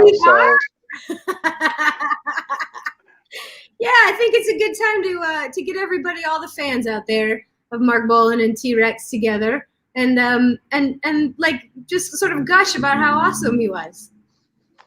Yes, very very joyful music. I've always found his music to be very joyful, and I've listened to him for a long time. Do you remember what song you heard first? No idea, because probably because of the time that they came out and the age that I was, I think it just became a part of my lifestyle or something. You know, it's music that I've heard my whole life. I don't know. I couldn't tell you where I first heard it. And did Mambo Son sort of stick out in your head for some reason, or was that just like a moment in time and you're like, yeah, that's the song? Well, everybody that is a T-Rex fan has their particular favorite songs, and the producer we were working with at the time for that session, I know that was a particular song that he wanted us to do. So I mean, I think, you know, if I could have picked another one, maybe I would have, but that was the moment. He was like, would you do Mambo Son? We were like, yeah, of course. You know what I mean? It's like, it's a T-Rex song. So it's like, you know, yeah, let's do that. And was there anything specifically creative that you needed to sort of put into it, the little pixie dust, so to speak? No, I mean, I think, like I said, we didn't really even flinch when he asked us to do the song. We just said, sure, and we just did it.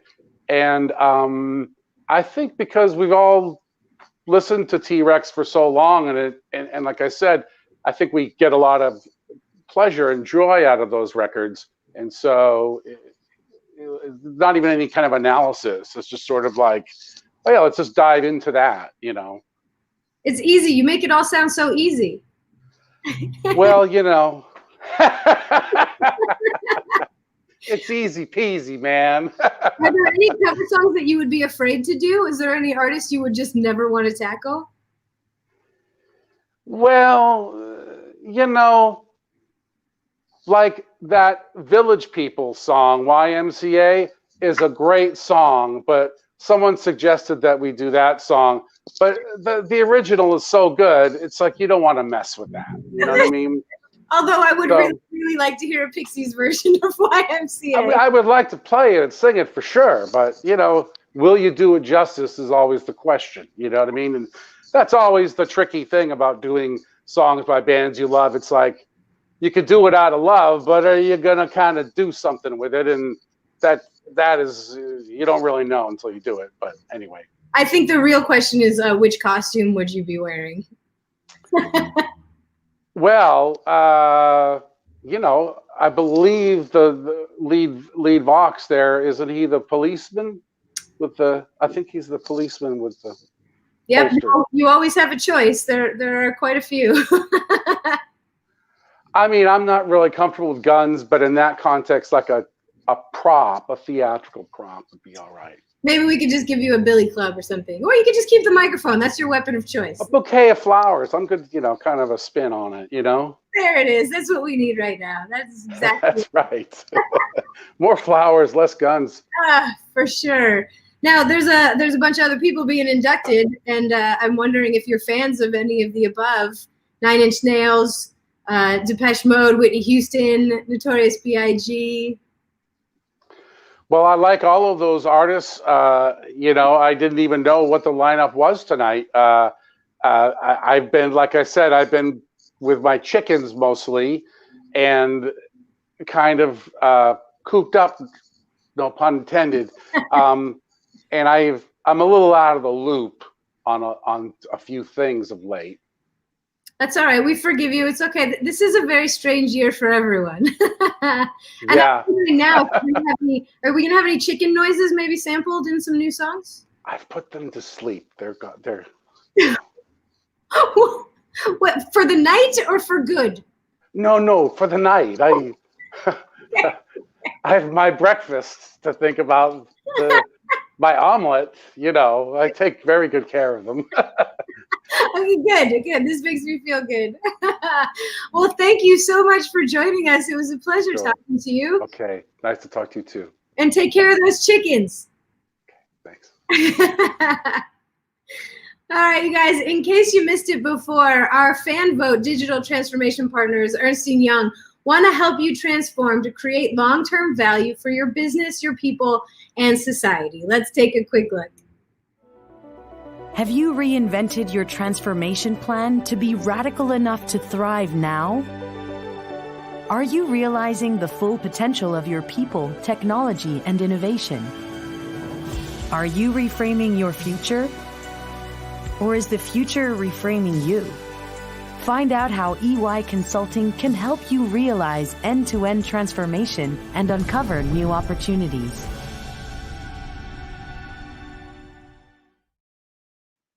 All right, you guys, the HBO show is officially live right now.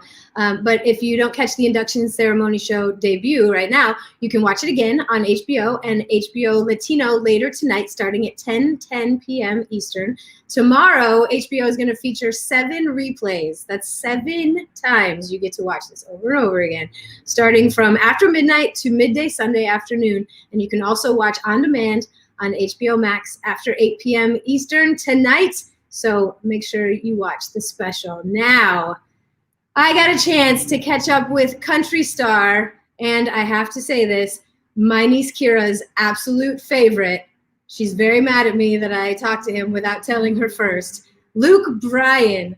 I talked to him earlier this week, and we talked about his role in this upcoming HBO special, including inducting the Doobie Brothers into the Hall of Fame. Let's take a look.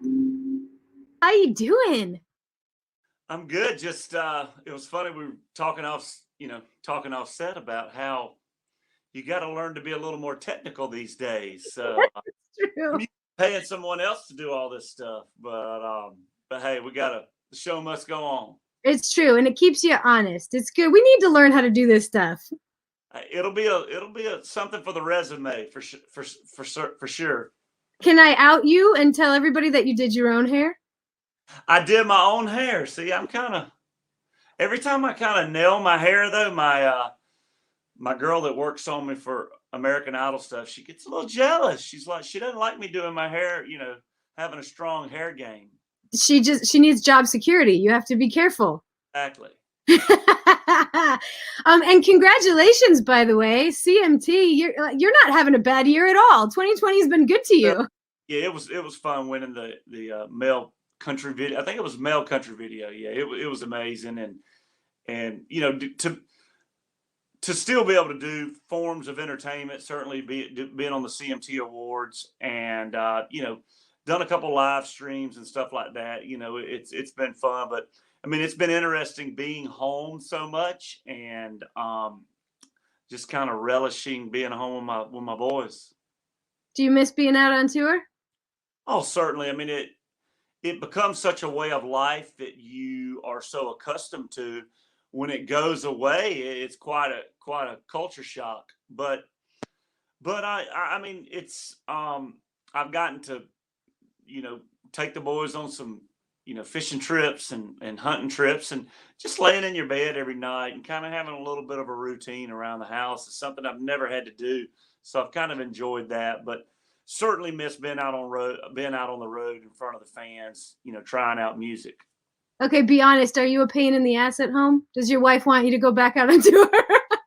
It's interesting, when you're working a lot and you're gone a lot, you do, absence makes the heart grow fonder, but I think there's times that she's probably ready for me to get back out on the road a little bit. But all in all, I mean, it's been an amazing, obviously a challenging year for everybody, but I feel like we've made the most out of it around the house. And I mean, when I'm pretty synonymous with going on a little fishing trip. So anytime I get back from a fishing trip, she's really glad I'm back and the boys are back. So she likes the way it is. I saw the size of the fish you caught the other day. You posted. That was a big one.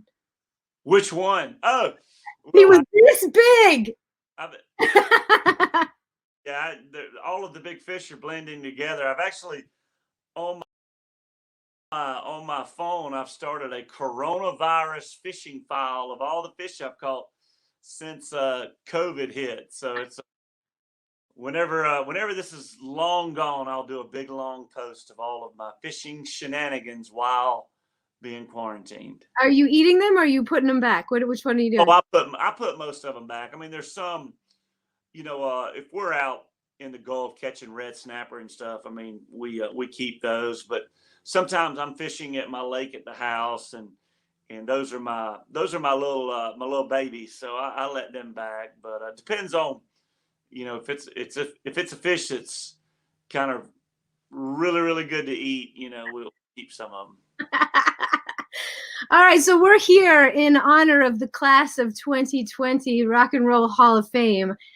It would only be right for me to ask, how many margaritas should we be having in honor of class of 2020? It's a margarita worthy class, and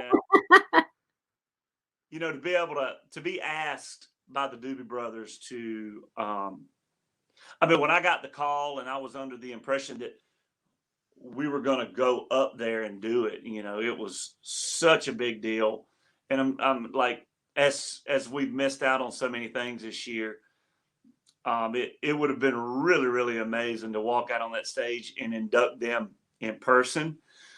But, we were able to do it virtually, which, it's certainly, we're doing the best we can with all the virtual stuff. But I was so honored to be asked, and just a dream come true for me to be asked. Well, I mean, the fact that you've already played with them, I feel like that was a lifelong dream, and this is just the cherry on top.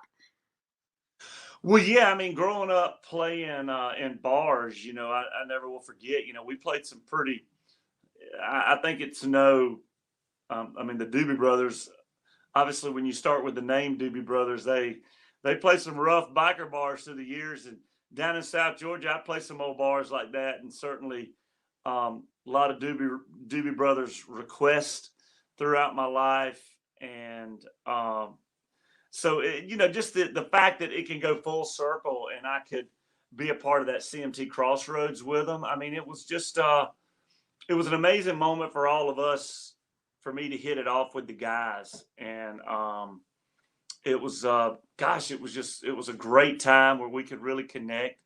And then even after that, we were able to do some stuff afterwards with some charitable stuff. So I respect, I mean, anybody that's able to, and certainly when you think about a band, I mean, bands, it seems like a lost art more and more these days, the true beauty of a band. And for them to have a career as long as they have had, and their music to be so timeless, it's very inspiring to be around them. And like I said, I think certainly very, very worthy to be inducted into this Hall of Fame. And I'm honored to have a little piece of it. Do you have a favorite song? I feel like I know it's a hard question to answer, because the Doobie Brothers are one of those bands that every time you think you have a favorite, you hear another one. Yeah, I mean, when you look at, Blackwater was essentially a country song, and then when you look at, I don't know, Long Train Run, I mean, they're how do you pick them apart? I mean, I think when you when you listen to the guitar licks, and then when you listen to Tom's voice over the top of a lot of that stuff, I mean, his voice was so dynamic. And even when I was performing with him at CMTs, he was actually battling a cold, and he was still whooping my ass on stage. So he's just got a timeless voice and a powerhouse voice. And the fact that they can still sound like the Doobie Brothers so many years later is pretty inspiring. And they haven't changed. When you see them, they still seem like the 20-year-olds that were just rocking out before. They're still the same. Nothing's different. They rock out the same. And, there's just the history of their, just their legacy of just good dancing, rock and roll dancing music that you can, it checked a lot of the boxes. You can get out there and dance and rock to it. And it had soul, it had a lot of soul in it. And it was just, they certainly left their mark, and they're still leaving their mark. Do you have a memory? Do you remember the first time you ever heard one of their songs? Oh gosh. Well, it's like, if you're a kid and their songs were in movie soundtracks and all of them, in all the good movies. It was something that, it was a thing where, gosh, I remember being a kid at a NASCAR race, and you could hear the Doobie Brothers blaring. Or I remember being at, my dad loved to play pool, and on the jukebox there'd always be Doobie Brothers songs and stuff. So they were just a part of the fabric of music. And it's kind of like, do you remember your first Elvis song or Michael Jackson song? I mean, no, they were just so big and so popular. It just entered into your life at some point. Now, my parents were historically, primarily country music fans, and they weren't like the 70s biker rocker kind of types. My dad, we were pretty conservative, but I remember when I really dove into kind of classic rock was when I got out of college. And for some reason, when I worked for my dad, I just listened to a bunch of classic rock stations while I was working in agriculture with him. And there was a show called John Boy and Billy that was huge in the Southeast, in the Southeast down there. And gosh, it seemed like every fifth song on the John Boy and Billy show was a Doobie Brothers song. It's true. I remember sitting in the way back in the station wagon. Mom would have the radio blaring. The windows would all be rolled down on a summer day, and the best. If you can't rock to that song in the summertime with the windows down, station wagon, pickup truck, In the way back. El Camino. Do you have an El Camino? I want to come for a ride. We'll listen to some tunes. My papa used to have an El Camino, so yeah. El Camino sounds like a great Doobie Brothers car to ride around and listen to Doobie Brothers in. Absolutely. How much of an influence do you think the Doobie Brothers have on today's country music? Whoa, today's country music. I mean, I think that, I think the most critical thing in music is to be on the cutting edge of things, and to be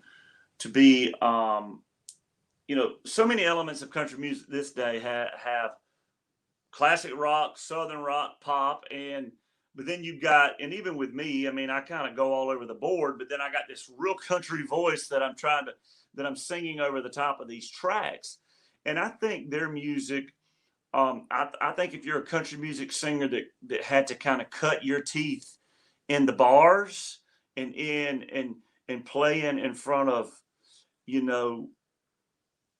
just like the working class people of the world. I mean, I think the Doobie Brothers were a band that you must have to know some of their material, but then just knowing their material and the grooves. I think with me personally, I've just used their energy and their grooves. Certainly a lot of their up-tempo songs have bled their way into some of my up-tempo songs.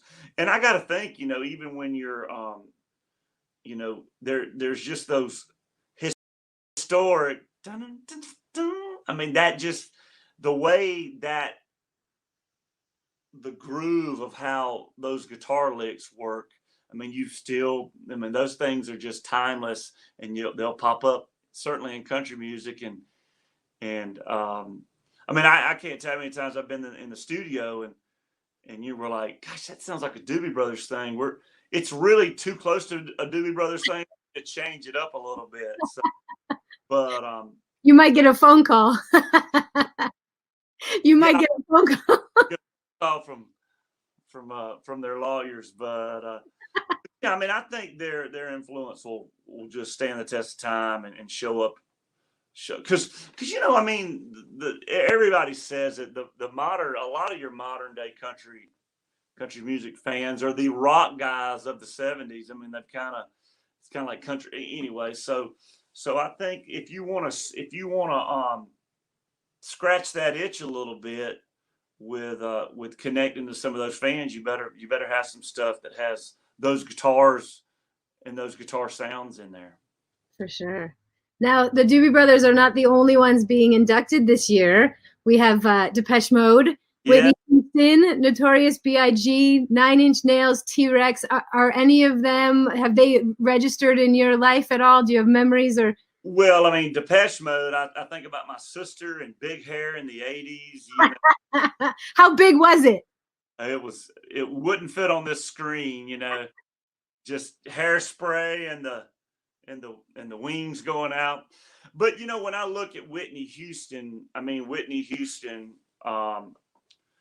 just broke down so many barriers across across all levels of music and broke down so many barriers with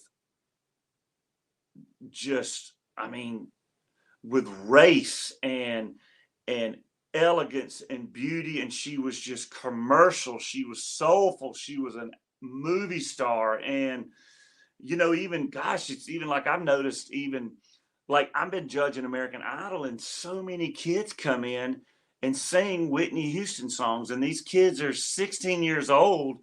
And when you go watch the video to I Want to Dance with Somebody and just watch, I remember being a kid watching her being completely enamored by what I saw. And my brother just,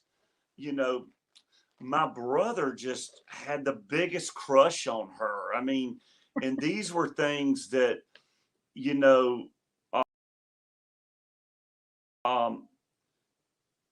these were just lasting memories. And then when you look at what she did The Bodyguard, and I'll Always Love You, and even, I mean, I tell you, when I did the anthem at the Super Bowl, I mean, I went and referenced her anthem, and I watched it over and over to really just, I mean, if you're going to try to, if you're going to do the anthem, you need to go watch the best interpretation of the anthem in the history of the world. Yes. So I spent a lot of time with that. So she was just, she was bigger and larger than life. So, gosh, what an amazing class. And then the Notorious B.I.G. I mean, gosh, I mean, I was in college and we were out in a college club dancing to "I Love It When You Call Me Big Papa." We throw our hands in the air, and did I know? I didn't really dive into his music track by track, and I didn't know everything that he did, but I certainly knew his big hits, and certainly knew just his history with Puff Daddy and all that. I mean, I was really, and even when he passed away, I kind of went back and really even researched their history. And I remember when P. Diddy came out with his tribute, I mean, I remember just being just amazed by all that. So it was a big, I mean, certainly had a big influence with me, definitely in the college dance floors. So there's a little bit of Notorious B.I.G. in some of your spring break albums then. Never know. I mean, he was, like I said, I mean, that's the beauty of where music is. You can have a class with Depeche Mode, Notorious B. I mean, listen to the class, and that tells you just how special and how broad music has, and certainly popular music has become. Absolutely. Luke, you're wonderful. Thank you so much for being here. Well, thanks for having me. And like I said, it's an honor to have been asked to induct the Doobie Brothers in the Hall of Fame. And just another, you wake up one day and you have all these amazing experiences that happen in your musical career. And this is definitely one of them. Well, you guys, make sure you watch Luke Bryan induct the Doobie Brothers into the Rock and Roll Hall of Fame in the HBO special program, streaming on HBO Max starting at 8 p.m. and on demand. Thanks, Luke. Thank you. All right, so I opened up my package. I don't know if you guys saw, I had some really beautiful red and black boxes back there, and they were from the Rock and Roll Hall of Fame store. You can get merch. If you guys are just so in love with the class of 2020, they have merch that you can get. It's great. It lists all the names of the inductees right here. These glasses are amazing. I mean, long live rock, come on, right? So grab everything you need for a true rock and roll party celebrating the class of 2020 in the official Rock Hall store online. Visit rockhallstore.com to pick up your own Rockstar approved items. There's so much more than this. It's like keychains and anyway, it's great. You got bottle openers, everything. You guys, you need these. So wait, hold on. I needed that. Okay. Now earlier, we were welcomed to the red carpet by John Sykes, but there was way more to our conversation. So I'm going to let you guys hear more about the inductees and the nomination process. Absolutely.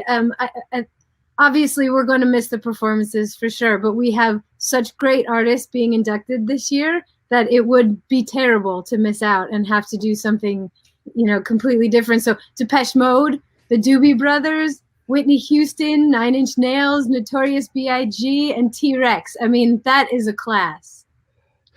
It truly is, and it really shows how diverse the Rock and Roll Hall of Fame inductees have become over the last 35 years. At the beginning, it was truly rock and roll as a format. But the interesting thing about the Rock and Roll Hall of Fame is as we've evolved, just like music itself, we had to have the inductees reflect where culture was going. So as we looked into 25 years back and we saw the emergence of hip hop or the creation of hip hop, and we really felt that we had to bring in artists from all kinds of music who really fit the ethos of rock and roll. And there's an old saying that used to be on every Motown record that came out that Berry Gordy made, which was the sound of young America. And we took that title for the Rock and Roll Hall of Fame to say, if you were changing the world in young America when you were coming out 25 years ago, and you made that kind of an impact, then you should be in the Rock and Roll Hall of Fame. Absolutely. Now, what's going on at the museum right now? It's back open, right? And we have some things from the inductees. Yeah, our incredible partners in Cleveland, because we're the foundation in New York. We induct the artists, but really the heart and soul of this entire foundation sits in Cleveland in this museum.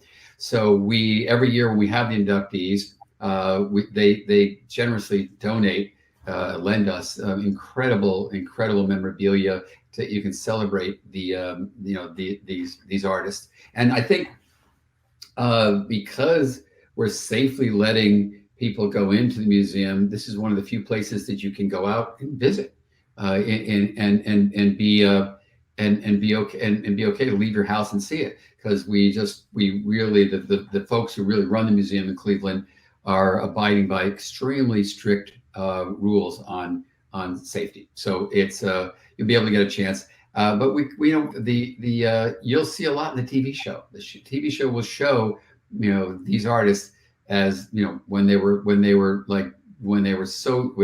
in their teens and early 20s, and when just getting started, and they were Teflon. Now, we have a lot of special guests that come on to help induct to this year's class. Can you give us a little teaser of what we might see? Well, I always want to keep it. We always like to keep it secret because I've been on the board of the Rock and Roll Hall of Fame for a long time before I became chairman. But we've got some interesting folks to come on. I mean, I'll go a little bit spoiler alert that Dave Grohl from the Foo Fighters gives a very, very emotional opening to the evening. And then you might see Miley Cyrus in there a little bit. You could see Nancy Wilson from Heart in there a bit. You could see a bunch of artists that pop in there. You could see Luke Bryan, a huge country artist. He might be inducting a very famous rock and roll artist. And of course, when it gets to Biggie Smalls and Notorious B.I.G., the artists that come out to support him are just incredible, from Puffy to Jay-Z. It's quite an honor for such a great artist. But they all get a tip of the hat. Ringo Starr makes an appearance for one of the artists in there that we never knew he was so close with. There's a lot of once in a lifetime moments you're going to see. What was it like being an executive producer on the HBO special? Well, I've been in that seat so many times in my life, from the MTV days, VH1, and now at my current place, iHeartRadio. But anytime you're sitting with someone like Joel Gallen, who's just such a great director and executive producer, he makes it look easy for the rest of us. He does the work. He's in the edit room every day. He's out there working hard. Rick Krim works on the music so hard too. It's a great team. But Joel does our award show for us at iHeartRadio. So, and we work together from our MTV days, and it's just great being in the seat next to him.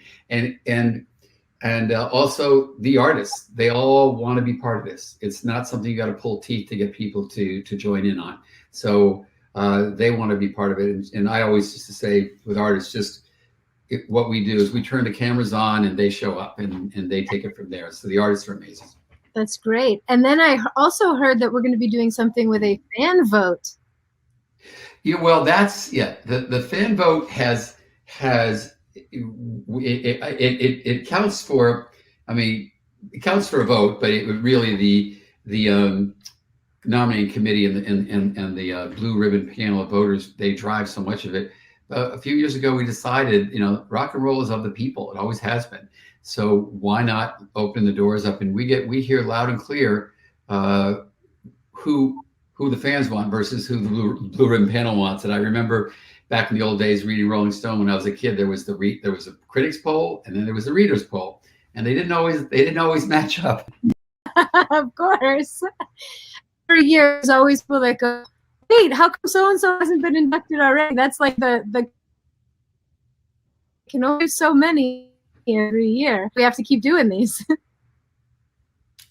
Yeah, it really is a tough choice. We have tough choices every year with who we might who we induct. And remember, the nominating committee. There's 30 of us in the nominating committee. We choose 15, all of whom we would love to have in. Then the voting body of 1,100 mostly former inductees, but also kind of critics and really influencers in culture. They really decide the 6 that get in. This is not a cartel. This is not a backroom decision function. This really happens through a very kind of regulated, severely tight process. So nobody can just kind of slip an artist in. That artist has to go through quite a gauntlet to get cleared into the Hall of Fame. As it should be, but oh man, the museum is amazing, and every year I just keep thinking it keeps getting better and better. It really does, and that's a tribute to Greg Harris, Paul Clark, our folks who run the museum in Cleveland, that amazing team, and the artists who just really see this as Cooperstown of music. It really is where they want. Where if Babe Ruth's bat is in Cooperstown, well, Keith Moon's drums should be in the Hall of Fame in Cleveland. His award is for people that are not performers but have made a special impact in the music community. And this year we're doing John Landau and Irving Azoff. Can you tell me a little bit about those guys? Well, the old cliche is behind every great star is a great manager or a great record company. And these two are, right now we have 2 very famous managers already in with the Ahmet Ertegun Award. And there it was Brian Epstein and Andrew Lloyd Oldham. They managed the Beatles and the Rolling Stones. So it's the past is prologue. It's very difficult for any manager, and there are a lot of great ones out there to actually make it through the gauntlet and get inducted into the Hall of Fame with the Ahmet Award. And the reason why these 2 managers were chosen is because not because they made them a lot of money or they kind of helped them get a plane or a car or fill up a stadium, is that they protected these artists and allowed these artists to make great music. They made very tough deals. They protected the rights for music, and they really built a creative force field around these artists that allowed them to be great and not worry about having what was going to happen to them from the outside and all the money and the power and the star making machinery. And you had John Landau co-producing Bruce Springsteen records, and he was a journalist in his own right. And Irving Azoff really would do anything he would just lie in the road for his artists and create incredibly sophisticated deals in order to support his artists. And he was in there all the time. He was on the road. He never left their side. The Eagles, Fleetwood Mac, Earth, Wind and Fire, now the Doobie Brothers, so many artists, Stevie Nicks as a solo artist. And he had the artist back.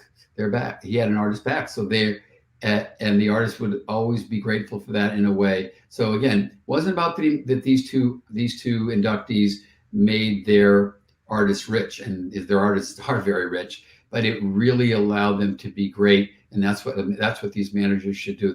It's a thankless job. They really take so much of the work on, but it allows the artists to go in there and create. Thank you, John, so very much, and congratulations on your new chairman position. And I'm looking forward so much to what's going to happen in the next couple of years. And this one's going to be great. Happy 2020 inductions. Well, we're very excited to be there. And the night before the show of iHeartRadio, which is my day job, we're launching a podcast called the Induction Speeches, and all the famous moments.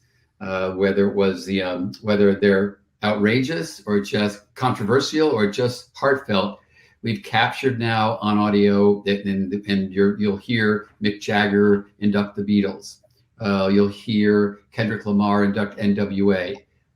Bruce Springsteen induct U2. Harry Styles induct Stevie Nicks. and Alicia Keys and Outkast induct Prince. And the speeches are amazing. Sometimes they get a little tight there on stage, but they're probably the most talked about moments in a lot of the award shows. So now you can listen to them on a podcast. Do I get to relive when I was in the audience for when Rush got inducted and it was, what, a 3-minute standing ovation? Yeah, I remember I'm there, and that was Los Angeles, and that was when we were there. And you, what you do is you hear the artists usually get up and say, "It's about time. It's about time. It's about time." And then they say, "But I'm glad I got here." And then they give a great speech. And I like it when the bass player gets up and talks too long, and then the drummer gets this, and the father comes up with the sister or the brother. It's just, you can't make this stuff up. It's so great, and it's all real. So that's going to be happening on Friday. That premieres Friday night, the night before, and then Saturday night is, of course, 8 p.m. HBO. Fantastic. Well, I'll be there. I hope you will be too. I will be, and thanks for talking to me today, and we're looking forward to Saturday. Thank you, John. All right, you guys. Our next guest is part of tonight's HBO special honoring Depeche Mode's Hall of Fame induction. And he took some time with me to talk about his friends and sometimes collaborators joining the Rock Hall. And also, please forgive my Wi-Fi. You know what? Pixels happen. So please welcome inductee Billy Gibbons. Mr. Billy Gibbons. Hey now. Oh, I like your hat. Yeah. Well, we're just waiting for the curtain to rise, and we'll put the hat on, strap the guitar up, and go get it. Woo! Hey, where are you right now? We're in Las Vegas, Nevada. We just came back from Palm Springs, and we've been listening to Depeche Mode all the way. Of course you have. They are the guests of honor this evening, one of a couple. And how did you become part of this whole thing? Well, it became well-known fact that I've been a big fan and follower of Depeche Mode since back in the 80s, when they kind of broke ground and they started telling everybody and teaching everybody how to do it right. So we've been fortunate to maintain a friendship through the years, and this is just a wonderful thing. The induction into the Rock and Roll Hall of Fame with your friends, my pal, everybody's favorite, Depeche Mode. It's going to be a good thing. Now, you have already been inducted, so you know kind of the rainbow of emotions that these guys are probably feeling right now. What are all the things that they're probably feeling? Well, it's a great honor. It's something that has established itself as really something as a cornerstone for everybody that likes to make loud noise. And I think this is going to be an honorable award, something to be cherished. And the good news is that it gives it that spark to keep on getting to do what they get to do. Isn't that right? They don't look like they're going to stop anytime soon, though. Well, we hope not. We've been following, as I mentioned, since the 80s up until the present time. They've gone through some remarkable changes, which makes them quite the, their induction is not only well received, but well deserved. Absolutely. So do you remember like kind of the first time you ever heard a Depeche Mode song? Well, yeah. Oh, yeah. When I speak of the 80s, I think the breakout years were something unexpected. They had a sound that was so fresh and unique. They really cast their hat in the ring and came on with a vengeance. And through the years, I think their collaborative efforts as a band. This was something to really enjoy with such a creative expression, and that's the way it stayed. So let's move forward with them. Now, obviously, putting the two of you together is not something that people would. I mean, that's just not like an obvious choice. So how did it come to be that you guys were able to collaborate together? Well, it was the oddball connection. I remember following, starting around, oh gosh, I think it was some dates that appeared in Texas, and I was fortunate enough to be on and off tour with ZZ Top that allowed me to check in and follow them through the great desert Southwest once they were performing throughout the U.S. I did manage to catch them in England, and I think that may have been the initial spark. And I do recall bumping into Dave and Martin. And what really got my attention, as knowing Depeche Mode, what little I knew at that time, as probably a synth pop band, I guess that's a good way to put it. And then I saw Martin with his famous green Gretsch guitar, and I said, wait a minute, these guys, this is a real rock and roll band. Absolutely. I'm so glad that we're able to mix all kinds of genres. Do you guys think you'll work together again? Well, we did a real interesting thing quite a while back. I think Dave and Martin sent up the smoke signal, and they said, hey, we've got a song called Soothe My Soul. And they said, would you mind considering throwing a little Texas mud on top of it, which we did wound up being one of the more interesting outings with Depeche Mode.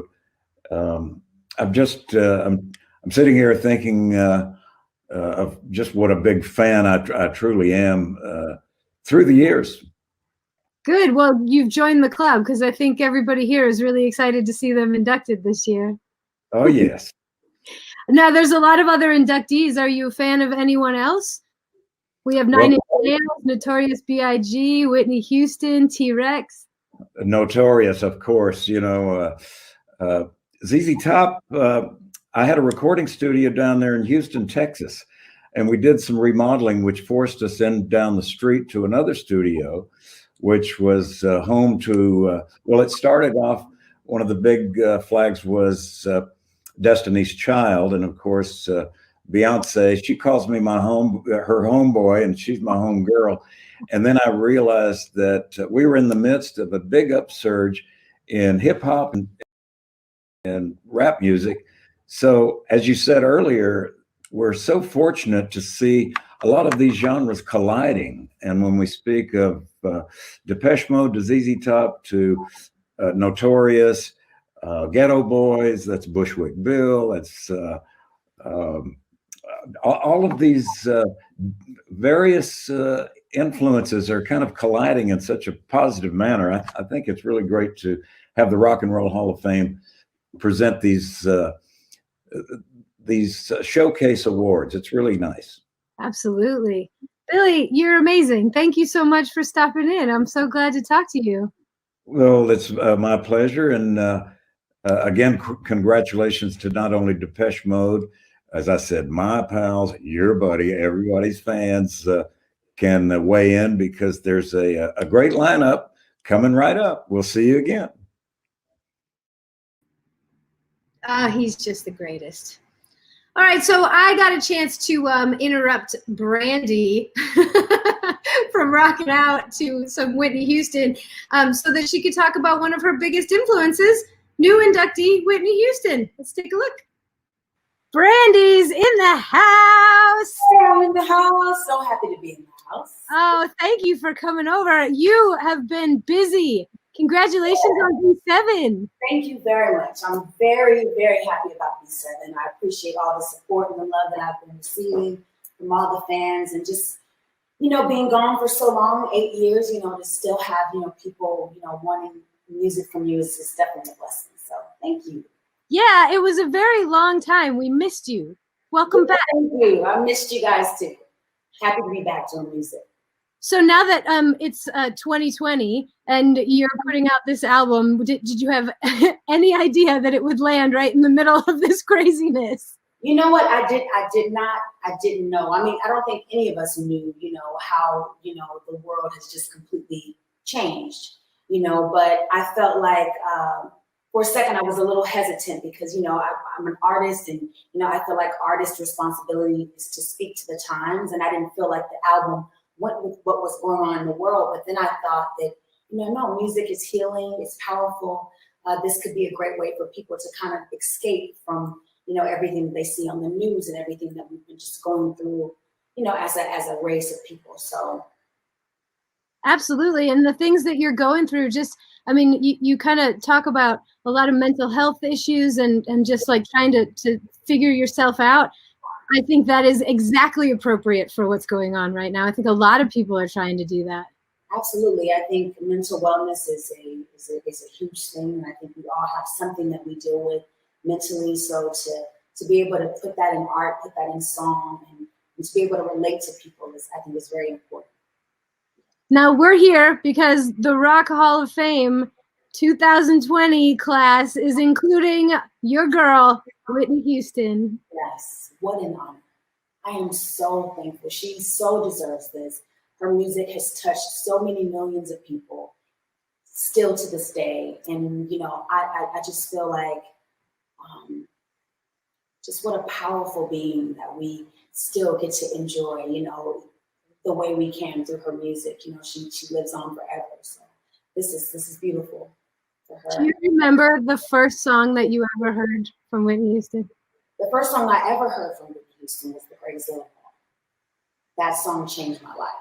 It just her voice in general changed my life. And then when I realized what the song was all about, love and, loving yourself and, the children are our future, all of that, once that really set in, it just really touched me in a different way. And she's just forever my favorite singer and artist of all time. The very first song I heard was "I Want to Dance with Somebody," and I still put on that song when I want to get up. Yes. You know what? That's one of my favorite songs by her. "I Want to Dance with Somebody" is like, before we even got on here, I was rocking out to it. It's just, she just took pop records and made them so soulful, and that's what I love about her. She was so magical with that, and she just made you want to sing along, dance along, just made you forget all about your problems, anything. Whitney could change your mood.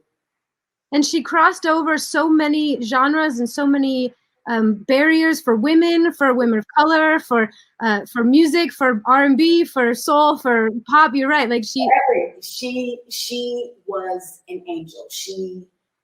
Everybody loved her, especially if you heard her. Like, it was so interesting. I was on YouTube, just searching for, just content on Whitney, and I ran into these young boys that had never heard of Whitney Houston, and never heard "I Will Always Love You" or anything. And when they heard "I Will Always Love You," they were so moved. These were young boys. So, anybody that's ever heard her voice has been touched and will always be touched. And I'll never ever just forget the times that we've shared, the times that, we got to sing together, work together. She's just, she forever lives on in me.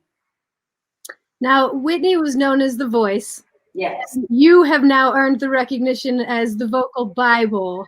So what does it mean to you to sort of be recognized as this standout vocalist in such a great category? It's definitely, it's humbling. It's a beautiful feeling.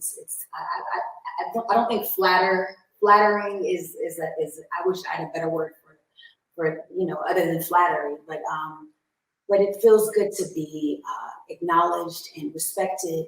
And that's why I do what I do, is to inspire people and touch people, influence people in whatever positive way I can. So I never knew I would get that kind of a title, though. That's a big one there. It is a big one, yeah. That's a big one. Now, and obviously because of you are the vocal Bible, the Amazon Originals in the music category, they're doing a bunch of artists doing cover songs of this year's inductees, and you're going to be a part of that. Now, I know very little about what you've chosen. Have you already chosen a song? I've already chosen a song. Which one? It's "I Want to Dance with Somebody." Yes. Yes, of course. That, because I can't sing "I Will Always Love You" and all those other, just certain Whitney songs you just cannot sing. I'm like, people still try, but they probably shouldn't. What'd you say? I said people still try, but they probably shouldn't. Some people should just not try to touch some of the Whitney catalog, So I do what I can. "I Want to Dance with Somebody" is one of my favorite songs, though, and it's like I love it. And that was one of the first songs I heard her sing as well. So I'm excited about that. I'm so glad that they thought of me to do that. Yeah, it's great, but it's not coming out until next year. Do you know when the release is? I don't know exactly when the release is, but I know I'm doing it because I wouldn't be talking to you right now if I wasn't.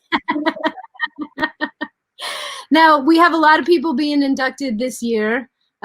We have 9 Inch Nails, Depeche Mode, the Doobie Brothers, T-Rex, CIG. Do you have any memories or stories of any of those guys?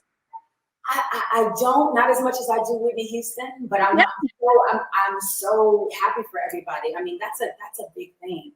That's a huge thing. I mean, to be inducted into the Hall of Fame. That's it. Is this a goal for you now? Are you planning on being there, joining your fellow musicians? You know what? I would love to. That would be awesome. But just to get this opportunity to be a part of Whitney's induction is huge. So this is enough for me. But if they want to invite me on in later on when I put a little bit more work into my music, of course. I mean, that would be an honor. But this is about Whitney and what she's done and what she's done for me and all of us. Brandy, thank you so much for joining us today. Having me.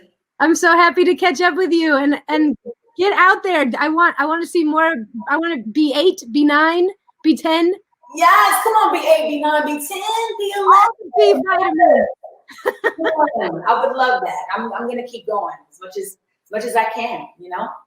Thank you, Brandy. Thank you. Have a good day. You too.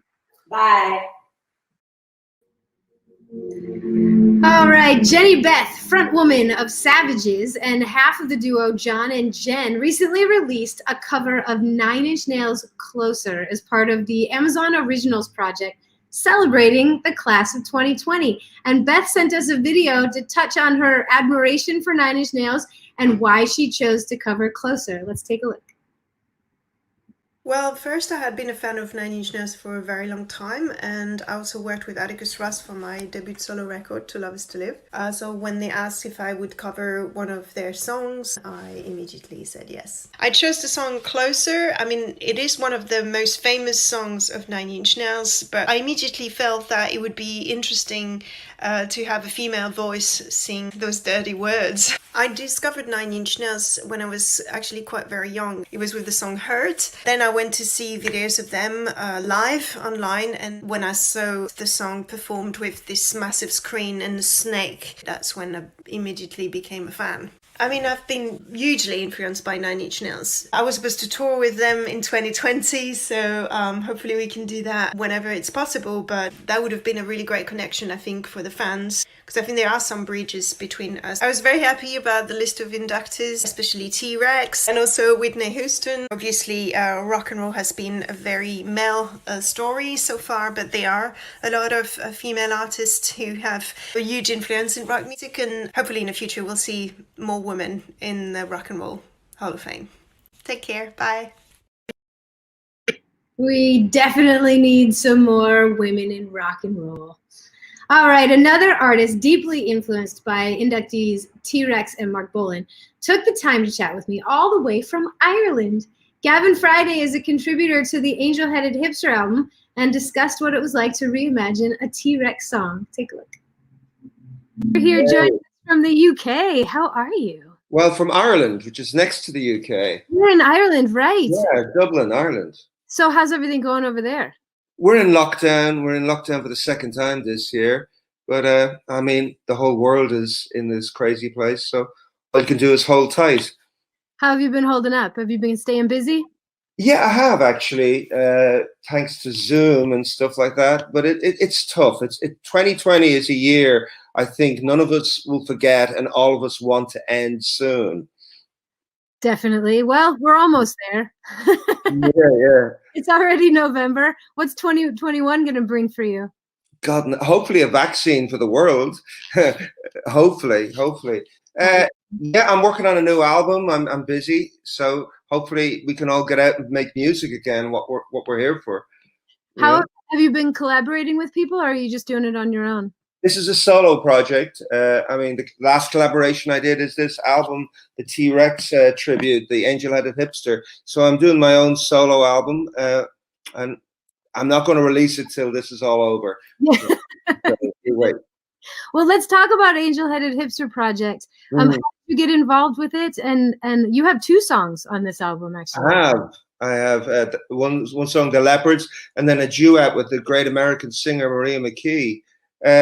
I'm an old friend, Hal Wilner, the producer of the album, sadly passed away this year due to COVID. And myself and Hal go back 30 years. He produced my first solo album, and I've featured on most of his collaborations. But also, I happen to be a lifelong T-Rex fan, so it just makes sense when he asked me to collaborate on this one. Yeah. I think it's amazing that he decided to take on T-Rex. I can't imagine that T-Rex songs are easy to cover. No, and especially like he's so infamous, and he's this legend. But in a weird way, they were planted in our head as kids. So you sort of, in your DNA, if you like T-Rex as a kid, it's sort of naturally there, because he was a one-off and an extraordinary writer and performer. For sure. And I think it's really important that the younger generation realize that T-Rex was an inspiration to so many genres. Oh, so many. I mean, and just this, like, it's his cool and his stance. And if you listen even to a song like Get It On, Bang a Gong, it sort of hasn't dated. Like, it doesn't feel old school. It was weird then, and it's weird now. Yeah, but weird in a beautiful, warm way. There's a thing in early glam rock, had this bubblegum about it. Sexy and enticing, And Mark Bolan understood that simple, sexy rock and roll groove more than anyone. For sure. Now, what made you pick the Leopards? Well, I didn't pick it because Hal always likes giving me quirky things to do. And I would have picked a song called Soul of My Suit. And he said, no, you're not doing that one. That's too easy. I want to give you something that's challenging. So he gave me the Leopards, which is a quirky old, like it was from his last few albums. Zinc Alloy, I think, was the album. And it's sort of a weird sort of beat poetry, mystic. He was sort of a mystic. He wrote like weird hippie gumbo poems and put them to music. And Hal gave me one of those, The Leopards. It's fantastic. And I love your rendition of it. I've been listening to the album all day today. Yeah. And it's great. Everyone's take on everything is so creative. And like I said, I can't imagine trying to cover a song because you can't really cover Mark Bolan. He was his own thing, but you guys have all managed to take it and do something very different and very much a good tribute at the same time. I think that's the thing about a cover version. To really make it believable, you've got to make it your own or believe in some way you wrote it or what you would do. So I think that's, and how he's such an extraordinary and outrageous producer. He would never want you to do a carbon copy. He wants you to do something extraordinary. Do you think, while I was listening to it, I just kept thinking, I want to see this on a stage one day. I want to see like a Broadway theatrical version of this. There's so many stories and so many layers to it. Do you think that could ever be a thing? I do, actually. Hal, as well as being a great music producer, he was a big director of very big shows, mainly tributes to musicians. He's done them for Leonard Cohen, for many, many artists. And I think in his tribute, because so many of us were heartbroken when he passed, and everyone's talking, when we get out of this COVID, we're going to have to do a big celebration for Hal in New York. Back to T-Rex and Mark Bolan. When do you remember the first time you ever heard one of his songs? How old you were? Oh yeah, exactly. I mean, the first 7-inch record you used to buy for the younger people out there, we used to buy vinyl, and a 7-inch vinyl. I was an 11-year-old boy. I had lots of hair then. And, my first single at the age of 11 was Hot Love, the single by T-Rex. And he was my first, let's say, my first sort of musical love. And you never forget, you know, the way you never forget your first kiss when you're a teenager, you never forget the first record you really bought and fell in love with. And so he's a lifelong touchstone for me. How much of his music and how much of his style do you think influenced you? Well, his style, as I said, when I was a young kid, I had curly hair, but I grew it, and I was blessed to have it then. It fell off in my 50s. So, shit happens, as they say. But you know, his style, he's so unique. I could see his influence in so many artists. You know, I believe Prince was a huge T-Rex fan. The way Prince moved and that sort of androgynous, cool, rhythmic way. And he was a great guitar player that a lot of people don't talk about. But his style, I think his sort of say it and be proud, like this, he was actually quite punky. He just said what he thought. He had this panache and this sort of tongue-in-cheek thing. And I think I took a lot of that, even though I started making music more when the punk era happened. But I took that sort of inner confidence he always had, you know? I also think that he opened up a little bit more to the female genre. You know, like there was a softness to him. He wasn't so aggressive and in your face, and because of his style and because of his glamour, it made rock and roll and punk sort of accessible to women. Absolutely. I mean, he was a 70s star, even though he started in the late 60s. I mean, he basically gave David Bowie the license to wear makeup. You know, he was the first guy to put on the eyeliner and the feather boa and be glam. And he made androgyny and feminist thing, as you say, his stance before Bowie did. Bowie copied him and did really well out of it. And they were good. They were friends too. They were buddies. They would have to be, right? I mean, you can't have two people like that and not have them love each other. Yeah, they were buddies. And I think the last performance he did before he sadly died was on a TV show with Bowie. They were good mates. Yeah. What do you think Mark would be doing live? I lost you there, sorry. I said, what do you think Mark would be doing right now if he was still alive? Do you think he'd have all his hair? I hope he'd have his hair. You don't know. You just never know the way stuff happens. I think he'd be making music. I mean, you know, Bowie did it till the day he died. So did Lou Reed, all those great 70s guys. And, you know, he was just taken so young. It was 1977 he died, which is, he had like 7 years, the early 70s, he was like the Beatles in this part of the world. He was a lot bigger in Britain and Ireland than he was in America, but it was like Beatlemania. He was the first pop star of the 70s. It's crazy. I think he'd probably have a talk show, another one. I think he'd still be on TV. I think so. He had an incredible sort of, it was like he was up to devilment and it was charm, but it was always, you know, it wasn't just bullshit for the sake of it. He had something to say. He had something to say. That's very true. And so do a lot of our other inductees this year. Are you familiar? Do you have love or any stories about any of the other inductees? Well, there's two I absolutely adore. I think they're incredible musicians and band. Depeche Mode, who've been going nearly for 40 years. The greatest electronic band, but like such a live show, such a performer Dave Gahan is. And I've been a massive fan. I mean, they started off almost like a synthesized boy band. They were just these cute little guys with their synthesizers. And then they turned into this dark, serious, get out of my way, rock and roll, electronic thing. They're just incredible and well-deserved they're there. And then another electronic and innovative band, really innovative, is 9 Inch Nails. I think Trent Reznor is a bit of a genius. and away from his early performances, what he's been doing with soundtrack and score for the last few years, it's just incredible. So I'm huge fans of those two artists. Well, and you've been doing this the same. So have you guys run into each other in the composing world? We did actually, but we didn't work together. I was working on a movie called In the Name of the Father back in the 90s.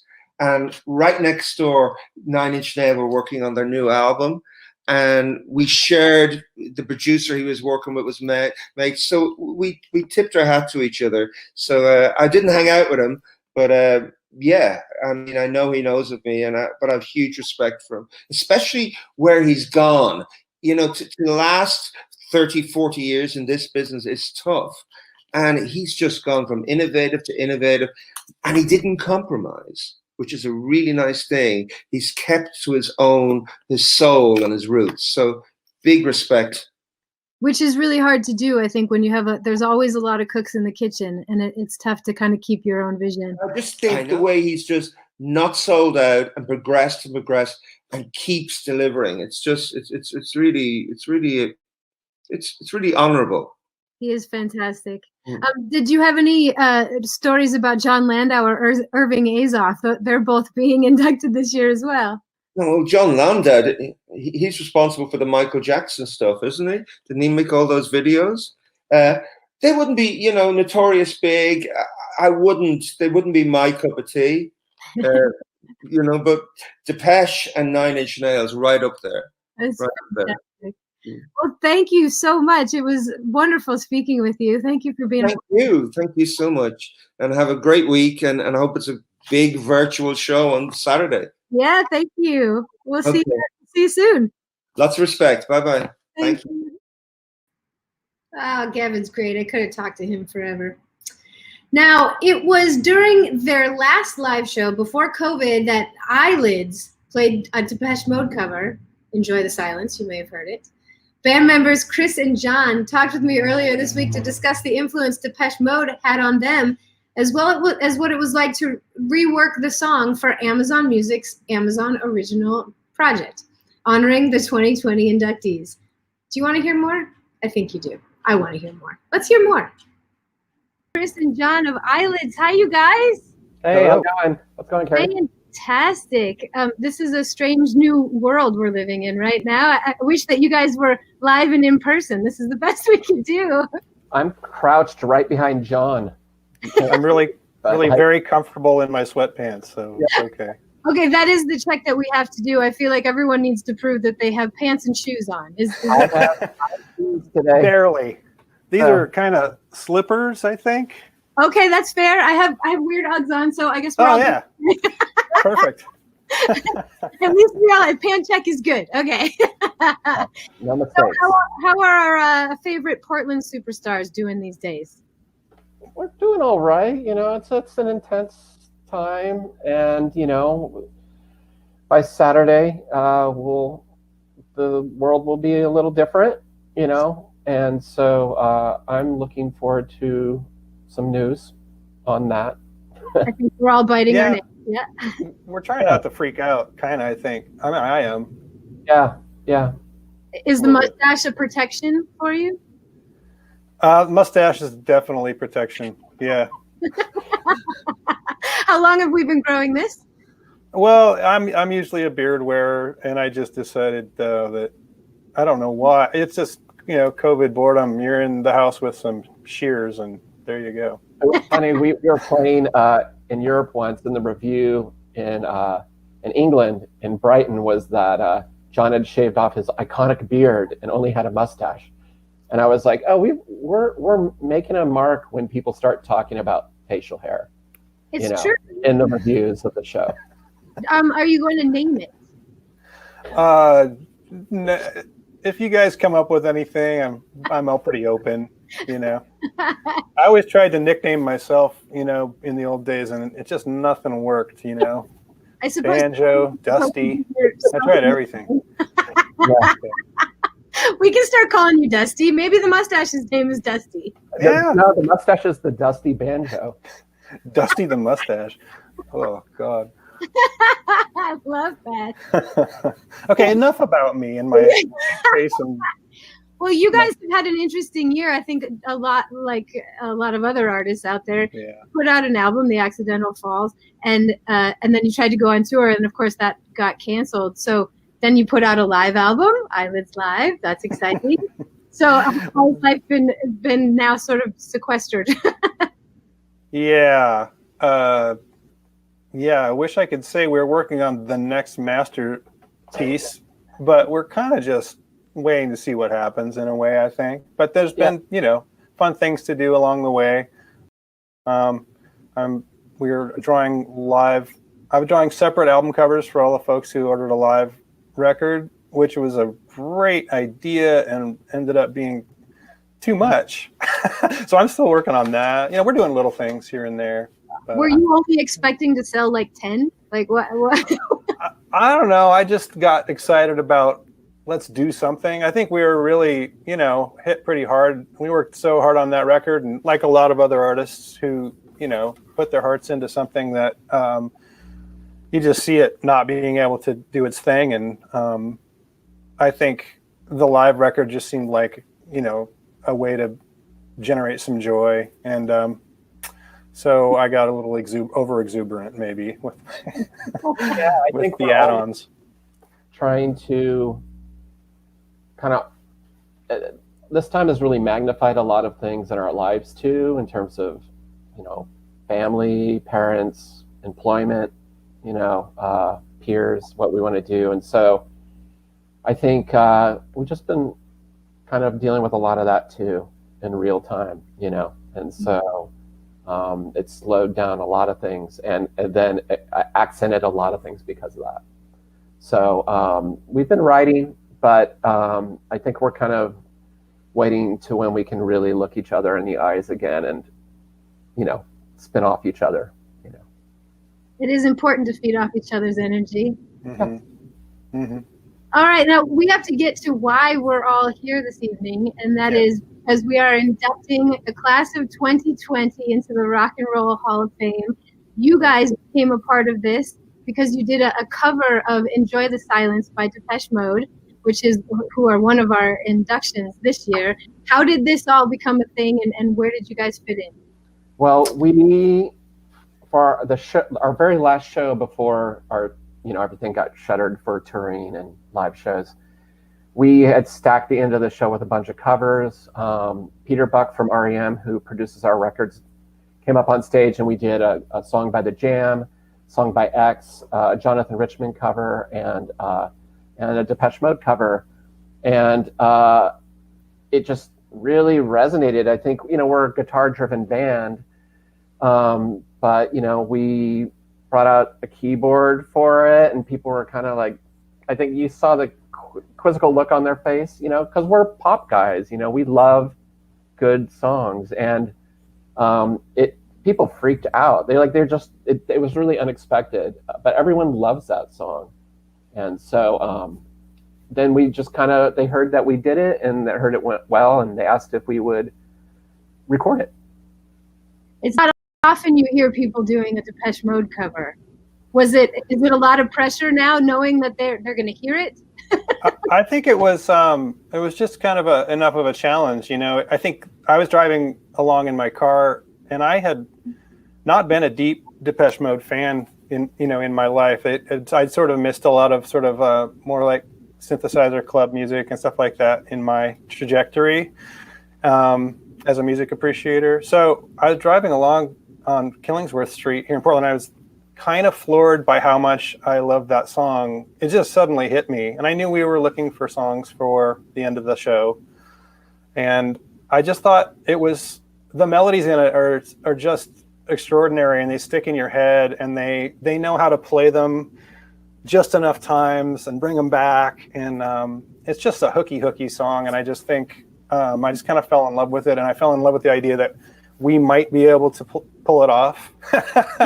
And it just turned out to be really, really joyous. And we got our friends playing horns on the end, and we couldn't stop playing the outro. It was the last thing of the night, and we just nobody really wanted to put it down. It's just a really great song. So I mean, that's what really happened.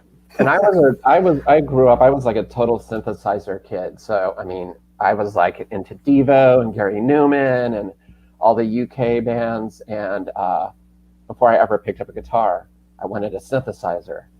So, you know, those singles were kind of hard to find over here, the early ones, you know, especially when you're talking like 81, 82. I was like in junior high. But they kind of found their way, but it really wasn't until you know, the you know, Personal Jesus and Enjoy the Silence that like I just it really stood out to me. Maybe I was just older by that point. And I kind of got it. But yeah, it's I think we're drawn to bands that kind of have songs that one day you feel like they understand the pain and sorrow you're going through, and then the next day you listen to it and you're feeling better, and you're just owning it and you're singing along and you just feel empowered. You know, bands like REM did that really well, and Teenage Fan Club, and I think Depeche Mode also kind of walked that line, especially with this song. And I think we love music like that. Yeah, where joy and misery kind of weave together. Yeah, that's a good spot. Just look at us. The first time I ever heard Depeche Mode, I heard a friend of mine playing Blasphemous Rumors, and I had that exact feeling of like, someone finally understands what I have been trying to voice, but I could never find the words, and there it was. And it's magical when you find that, and then they become your favorite bands. Yeah. I think it's awesome they're getting into the, you know. Yeah, big, huge congratulations to them. Absolutely. Where do you guys see rock and roll going next? I mean, we've seen where it's gone now, you know, especially thanks to all the Rock and Roll Hall of Fame inductees. But where do you think it's going to go now, especially now that 2020 has kind of hit everybody? We got to record differently. We have to interact differently. No, it's really I don't really have my finger on the pulse, I have to admit. You know, You're on up pulse, as long as you have up pulse. I have a pulse, but you know, I I'm think still it's pretty- working my way through my record collection that's all from the 60s, so I don't really know what's going on. Oh, I've got a 22-year-old daughter who listens to like Gorillaz and Death Grips and, you know, Gorilla Toss and all these things. And so I think one of the things that seems really, as many, you know, people can be really critical that there's like more music than ever and it's harder to find it. But I also feel like it's such a blessing to be able to like, I think to be younger and be able to have access to those things and also not be so defined by it. I feel like my daughter's peers, their tastes are just really broad. Mm-hmm. And they're not like, hey, I'm a goth or I'm a punker or I'm a metal guy. And it used to be like, you know, I grew up hiding certain records under my bed when people came over because it was like, you got picked on because you liked weird. It was a lot more clicky, and I think that has a lot to do with like our Depeche Mode cover sort of coming out so late in our lives. You know, you had to kind of choose your styles. It felt like more pressure back in those days to do so.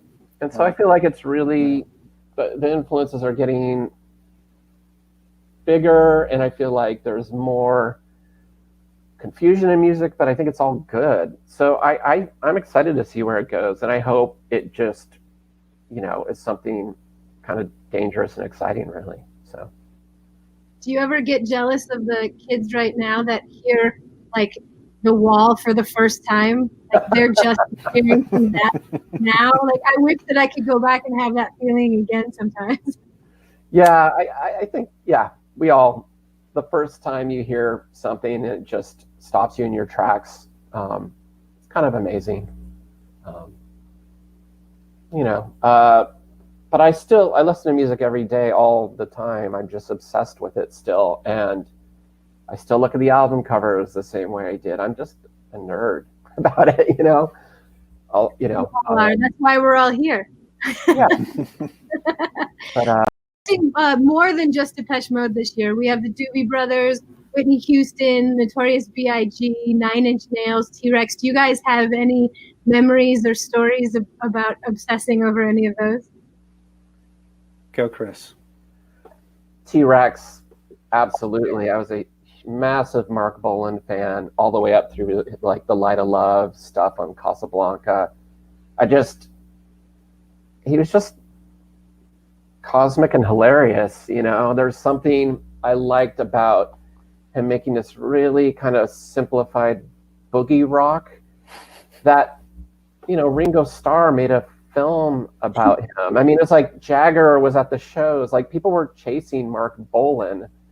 He was like the frontier person of the new rock world. And now you look back and it can seem powerfully quaint, but I just love it. There's something so precise about it and so weird and singular in his identity. So If he was alive today, what do you think he'd be doing? probably hosting this, talking to us about, you know, people who are getting inducted. He had a talk show before he passed away.